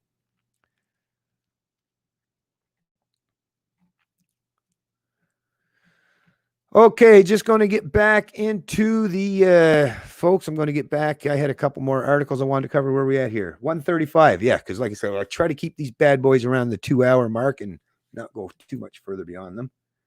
But oh yeah, there was this one. Let me bring this one up too, just real quick, because once again, I listened to it entirely, and I was thinking, come on, surely they got to at least get someone in there that's going to bring it up in a manner that sounds reasonable. But no goo, folks, no goo. So this was actually, and the funny part is, it wasn't just a 5-minute segment. As you can see, it was 33 minutes and 55 seconds long. So better part, over a half hour, lots of time to at least get in there where, Trump was basically cracking down on the rioters or looters.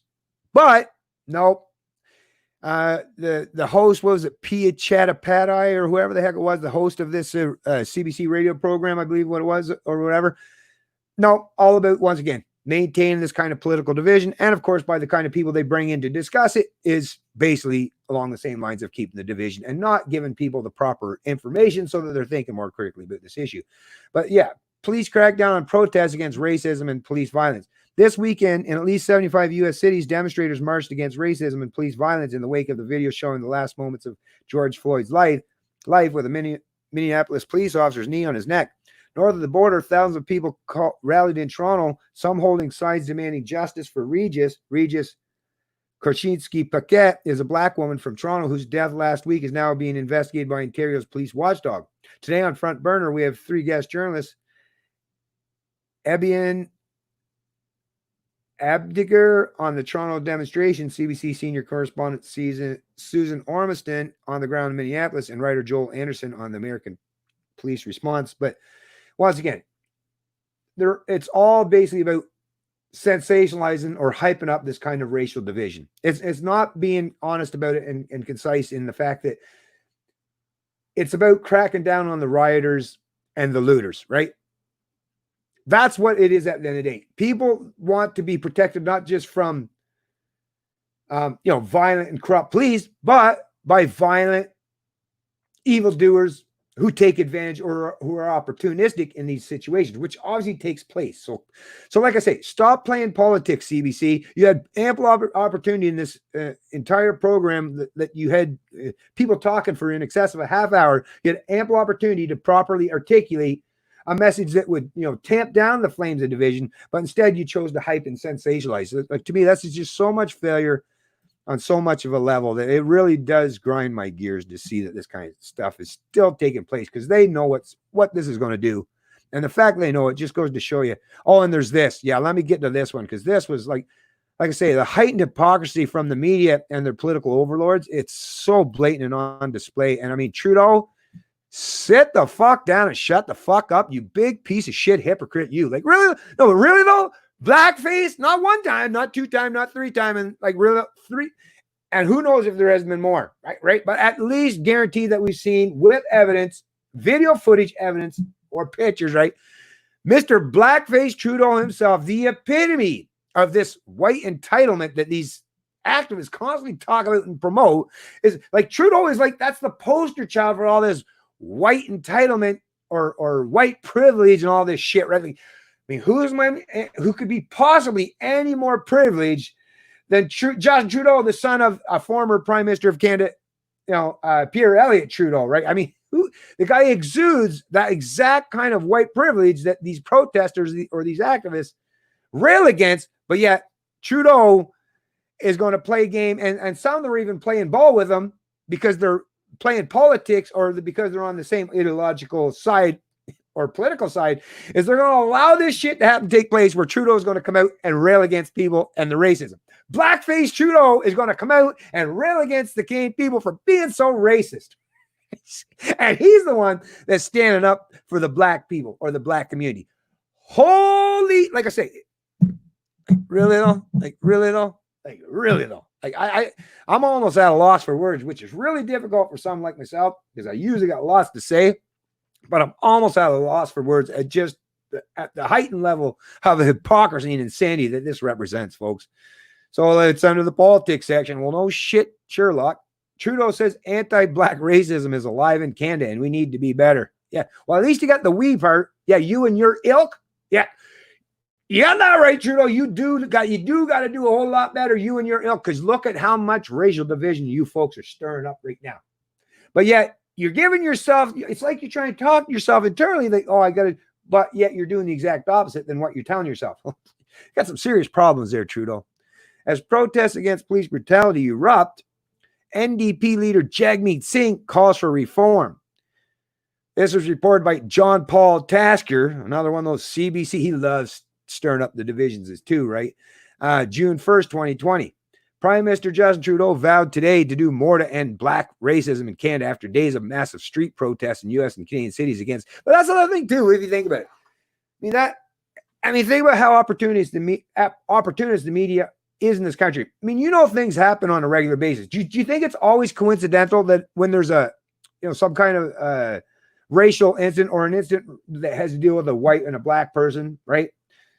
Or especially when you talk about a white cop and a black civilian, right? And that it's funny how that somehow gets translated. And I haven't been paying attention, but are we hearing examples down in Australia and New Zealand and the UK about white supremacy or all those racist British people or Australian people, or like, why is it always at the same time, right? It's almost like there's a coordinated effort. It's almost like they're conspiring in the media to present a singularity or a unified voice in terms of pushing out particular rhetoric that seems to align with each other on a chronological basis.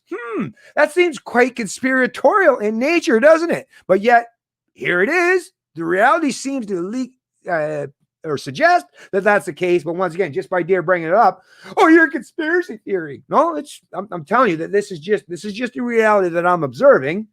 And the rest of us are observing at the same time. Is like seemingly all these incidents and all these media-driven narratives, these divisive narratives, seem to be happening in a coordinated or concerted effort throughout the entire Western world, basically at the same time, along the same chronological timeline.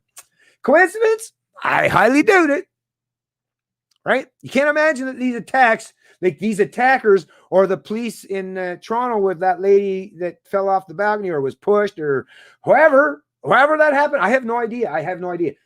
But I can't help but think, was that happening near the same time as what happened down in the U.S. and for the rest of the year? The reason why we never hear this racial division narrative for the rest of the time while COVID was taking place, was it just there was no black people being killed in Canada or in the U.S. at that time? Or was it because they were busy working on a different narrative at then and they could just overlook those stories because we have something more important to deal with? But now that we want to get back into the driving the wedge between the races, this story is very opportunistic, so let's go with it, right? Makes sense? Makes sense to me.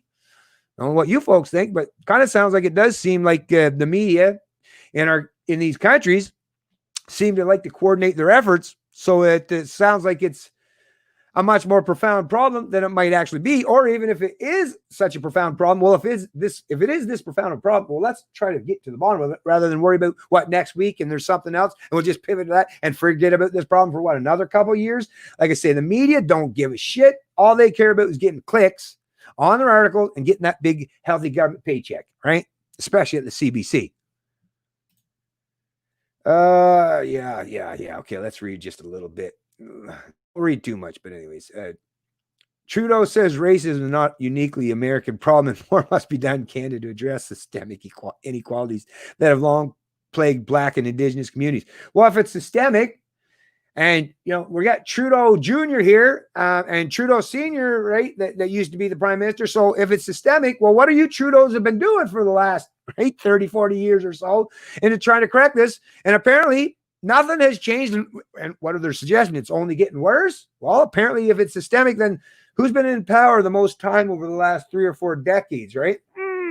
Or let's say going back all the way to the civil rights movement. I would say the Liberals in this country of Canada have been in charge far more times, or for far many more terms or years in Canada than even the Conservative Party. So what have they done to end this kind of systemics? Because if it's systemic, that means it's like throughout the government, part and parcel of the bureaucracy. It's systemic, right? Through the courts, through the police forces, right? Well, like I say, it's the governments, it's the politicians, it's the ruling class that sets out policy and procedure for all these organizations that work for government. So what have you been failing at besides everything, right? So once again, but you're going to do it now, are you? A little 4 or 5 decades too late, but you're going to do it now, are you? Yeah. Good luck with that, Trudeau. Oy vey. We need to be better in Canada, even though we've made studies or strides forward in the fight against racism, discrimination. Racism still exists in Canada, he said. To young Black Canadians, I hear you when you say you're anxious and angry. Well, what about just any Canadian? What about the white Canadian, or what about the First Nations Canadians? Remember Trudeau? Remember about all the First Nation people that have been abused violently, or even some women sexually abused by RCMP officers, or the allegations that we've heard, right, in the past? Or the murdered and missing people, Aboriginal people, or women, and of course the men too, right? But why just talk about Blacks now? Why not take advantage to create a message of unity, right? So all people who are violently oppressed or treated unfairly or abused by the police. But no, like I say, Trudeau loves playing identity politics, and he's doing it right here. Support anti-racism. He said his government has funded Black community groups, supported anti-racism programming, and bolstered the collection of racial data at Statistics Canada to fight against discrimination. But he promised to do more. Yeah. If big government gets more and more of your data and your information, that's how they're going to take care of you, folks. Like I say. Protests have erupted major. Anyways, okay. So this just basically. NDP leader. Let's see what Jagmeet Singh, the opportunist, is going to try and say, right? Because I'm sure he's right on board with this playing identity politics as well. Like I say, these opportunist politicians, unreal. NDP leader Jagmeet Singh called the video of George Floyd's death chilling and painful, and called on Canadians to channel the anger they feel over his death into action against injustice here in Canada.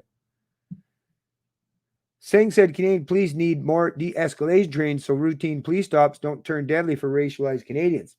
Listen, see, this is where I'd be like, hey, good for you, Jagmeet. I'm totally agree with you there. But once again, he has to bring in racialized Canadians. Why not just say for fucking Canadians? Like, fuck off with your plain identity politics and picking fucking some groups that you're going to carry favor for and others and you just don't give a fuck about. Like I said, if you want to bring unity or get people to support these kind of initiatives, then stop playing the racial identity politics or divisive narrative. Like, what the hell? We need to tackle the injustice in the criminal justice system, the over-policing of Black bodies and Black lives. He said, well, what about, like I say, what about white people? What about people like myself? What about people like my son? What about people from the First Nation community? What about people who are religiously oppressed or suppressed? Let's say some of the Christian type people that are constantly fucking being treated like second-class citizens these days. What about just saying all people, all Canadians, rather than just picking, like I say, particular special interest groups? Like I say, these are political opportunists. And of course, the conservative Scheer, he's probably going to play the same goddamn crap, right? Conservative leader Andrew Scheer said he was heartbroken to see the video of Floyd's death. No one should ever feel unsafe around police officers who must uphold the law for all, or feel unsafe because of the color of their skin. We all have the responsibility to fight anti-Black racism, he said. So even Andrew Scheer is just, once again, they're all just parroting the same bullshit political correct talking point, which tells you they're not using any of their own minds. They're just repeating and regurgitating a political talking point. So, like I say, all three of these leaders of the three establishment parties in this country completely failed the Canadian people by showing genuine leadership or a way to bring the populace together, right? Because that's, to bring the people together would be to take the racial bullshit out of it and just talk about the intrinsic or inherent violence that is actually not just the police, but government is a representation of monopoly of force or violence. Can we get to that point? Because you're dealing with shit that's way downstream and than where the floods are actually come from. Can we start looking up to where the actual, the melting glaciers of police corruption and bureaucracy that comes all the way down from the top, right? Namely the politicians, the premiers, the legislators, the judges, right? The entire system, the penal organizations, the correctional facilities. Can we talk about all that stuff? Because like I say, it's a representative through all the ranks of all these organizations, and it goes all the way to the top. But like I say, avoiding or ignoring, where that all starts at the first place, which is, like I say, government, which is, like I say, a representation of monopoly force of violence. If we don't look at where all this originates, once again, you're never going to try to solve this problem. You're just, once again, doing what these folks are doing, which is playing politics. Okay. There was one other thing I wanted to cover, folks. Just give me one sec. Just give me a moment. Because, this does take place, and me and my son covered it. My son brought it up during our stream. But, this takes place. But see how the media tries to kind of cover in a completely opposite manner. But anyways, so this is at a world. Some U.S. officials are blaming outside agitators for unrest. That tactic has a long history, expert says. President claimed without evidence that 80% of protesters in Minneapolis came from out of state. This was reported by Andrea Bellemare and Jason Ho. Some U.S. officials have blamed so-called outside agitators for stoking unrest as nationwide demonstrations against police violence have ruptured America this week. And experts say those claims echo a decades-old tactic to dismiss and delegitimize the protests. The protest started in Minneapolis, where George Floyd, a 46-year-old black man, died in Minneapolis on May 25th after a white police officer kneeled on his neck for more than 8 minutes. Some officials in the state were quick to blame outsiders for protest violence over the weekend. Our best estimate right now is that I heard is about 20% is what we think are Minnesotans and about 80% are outside, said the state's governor, Tim Walz, at a press conference Saturday. He did provide any proof. Similar assertions were made by the mayors of Minneapolis and St. Paul, though later St. Paul Mayor Melvin Carter said that he was given inaccurate information about the provenance of the protesters. U.S. President Donald Trump also echoed Walz's statement on Twitter Saturday. 80% of the rioters. Anyways, so regardless of the numbers, that doesn't mean shit, right? But we definitely know for a fact that protesters, some of these protest movements are definitely organized, and you get people that are part of these organized protest movements who definitely travel across state lines, right? And they happen in Canada too, where they travel. And it's not just from left wingers or whatever. It's from a lot of people, even right wingers. People do, choose to become actively involved in a situation that are externalities from the actual jurisdiction where the incident took place. That happens, and the pretenders suggest it doesn't. But like I say, they're trying to play the black or white. It's yes or no. When in reality, there's lots of gray area in between. Same with the provocateurs. Provocateurs definitely happen. It definitely takes place. Those people do exist, and sometimes it may very well be people who are, and whether it's coordinated by the police or whether it's people that just do it on their own private time because it's something that they want to do. But provocateurs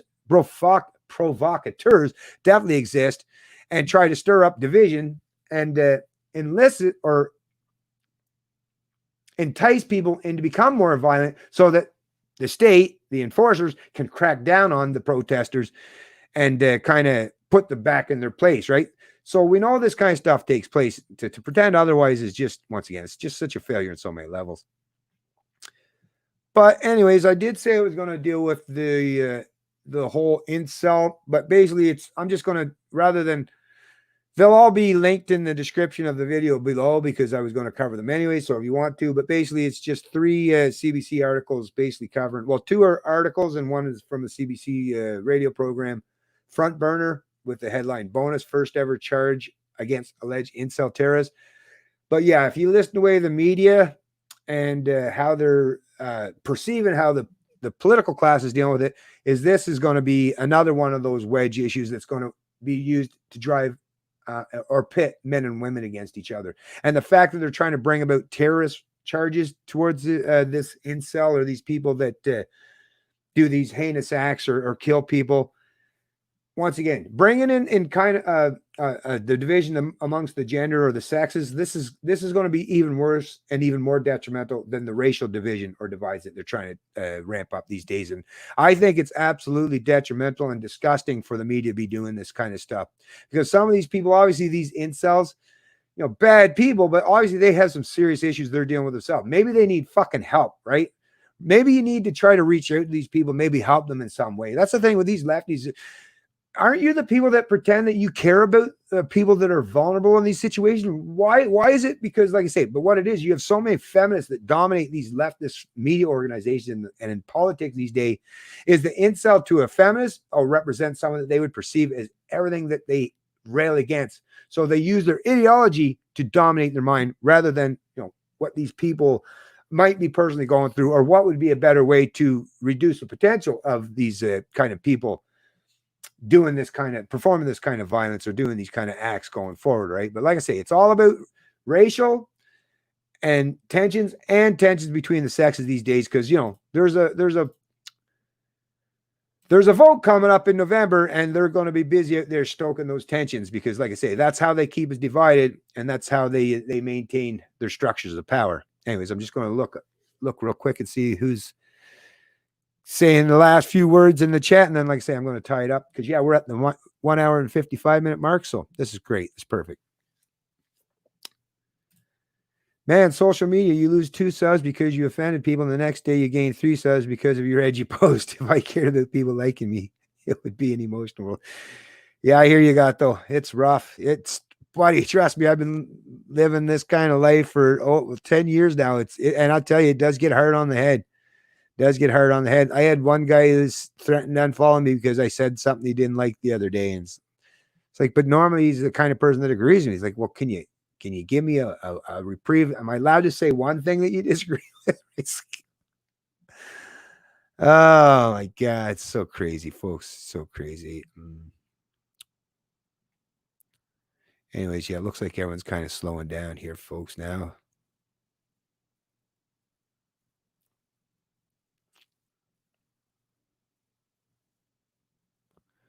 All right. Yep. Okay. Yeah, it looks like everyone's just kind of talking amongst each other there now. So like I say, thanks for the few people that did stick around so far for the rest of the stream. I'll probably be doing another one. There's a few important topics. Actually, I am going to have to, I was going to hold off to wait till I have my conversation with Mitchell Foley. He's a PPC guy in Nova Scotia. You remember I had to chat with him. Anyways, I'm having some disagreements, and I want to clarify some things for the PPC folks, because, like I say, in addition to I'll deal with all the Twitter back and forth. It's going to be a little bit more of the drama kind of stuff in my next stream, but I might as well deal with it and get it over with so I can clarify some things. And while I'm doing, I'm going to offer anyone that had disagreements with me during that Twitter back and forth exchange, that I'll bring them on, because I offered to do so. But at the very least, even if they don't come on, I'm going to do a stream just to clarify some of the things I said. I'm going to deal with the whole Twitter exchange, what they said, what I said, and kind of deal with it. And like I say, get some clarification in regards to my stance regarding the PPC and the way people are trying to promote Maxime, and why I even said what I said in reply to Maxime being the law and order Prime Minister in Canada. So like I say, I'll deal with that stream, probably be tomorrow or the next day. And then I'm going to be having a subsequent follow-up conversation regarding the PPC with Mitchell Foley. Or it might not be just about the PPC. We're still trying to hammer out exactly what we're going to discuss, but I'm going to be having another discussion with Mitchell Foley, but it won't be this Friday. More than likely it'll be next Friday. So for the next couple of days, it's just going to be dealing with like that stuff. And actually, no, you know what? I'm going to go back to my original post that I uploaded to ThinkSpot. And you folks are going to be, especially if you're into the intellectual stuff and less worried about the sensationalized or the drama shit. If you're into the intellectual stuff and philosophy and all how it pertains to government, join me for my stream. And it'll be all about my ThinkSpot post. Well, I posted on most of my social media platforms, but I made it my premier post on the website ThinkSpot, and I've gotten a lot of attention, a lot of comments, a lot of replies, and I've even had some past exchanges and interactions with folks, and you've seen in my live streams. talking about that post regarding the myth of authority. But like I say, very, very well articulated response, comments, and replies to that post. And I'm going to be dealing with the whole thing, right from my original post to all the responses, replies, and my follow-up replies to the people who commented on that post, because some very, very wise and astute people and some great interactions and engagement took place. So I'm going to cover that because, like I say, I think it's really something important to get on record, because, like I say, the myth of authority is something that's of so profound importance for people. Like I say, for us to get out from underneath this shit, at the very least, we have to stop believing in having legitimate rulers or a ruling class to begin with. If we can at least break free from that mindset, well, I'm already broken free from, most of you people are probably broken free from it. But if we can help a lot of other Canadians break themselves free from that particular mindset, that will have a profound effect on, like I say, shift and affecting the culture of this country to one that's more respecting and adherent to those individual rights, freedom, and liberties that you and I all hold near and dear. So anyways, like I say, thanks for everyone that joined me in the stream. I'll see you in the next one. Like I say, I'll be a couple more for sure going up this week. If not tomorrow, the next day, and I'll see you in that one. It's Canadian Libertarian. I love liberty.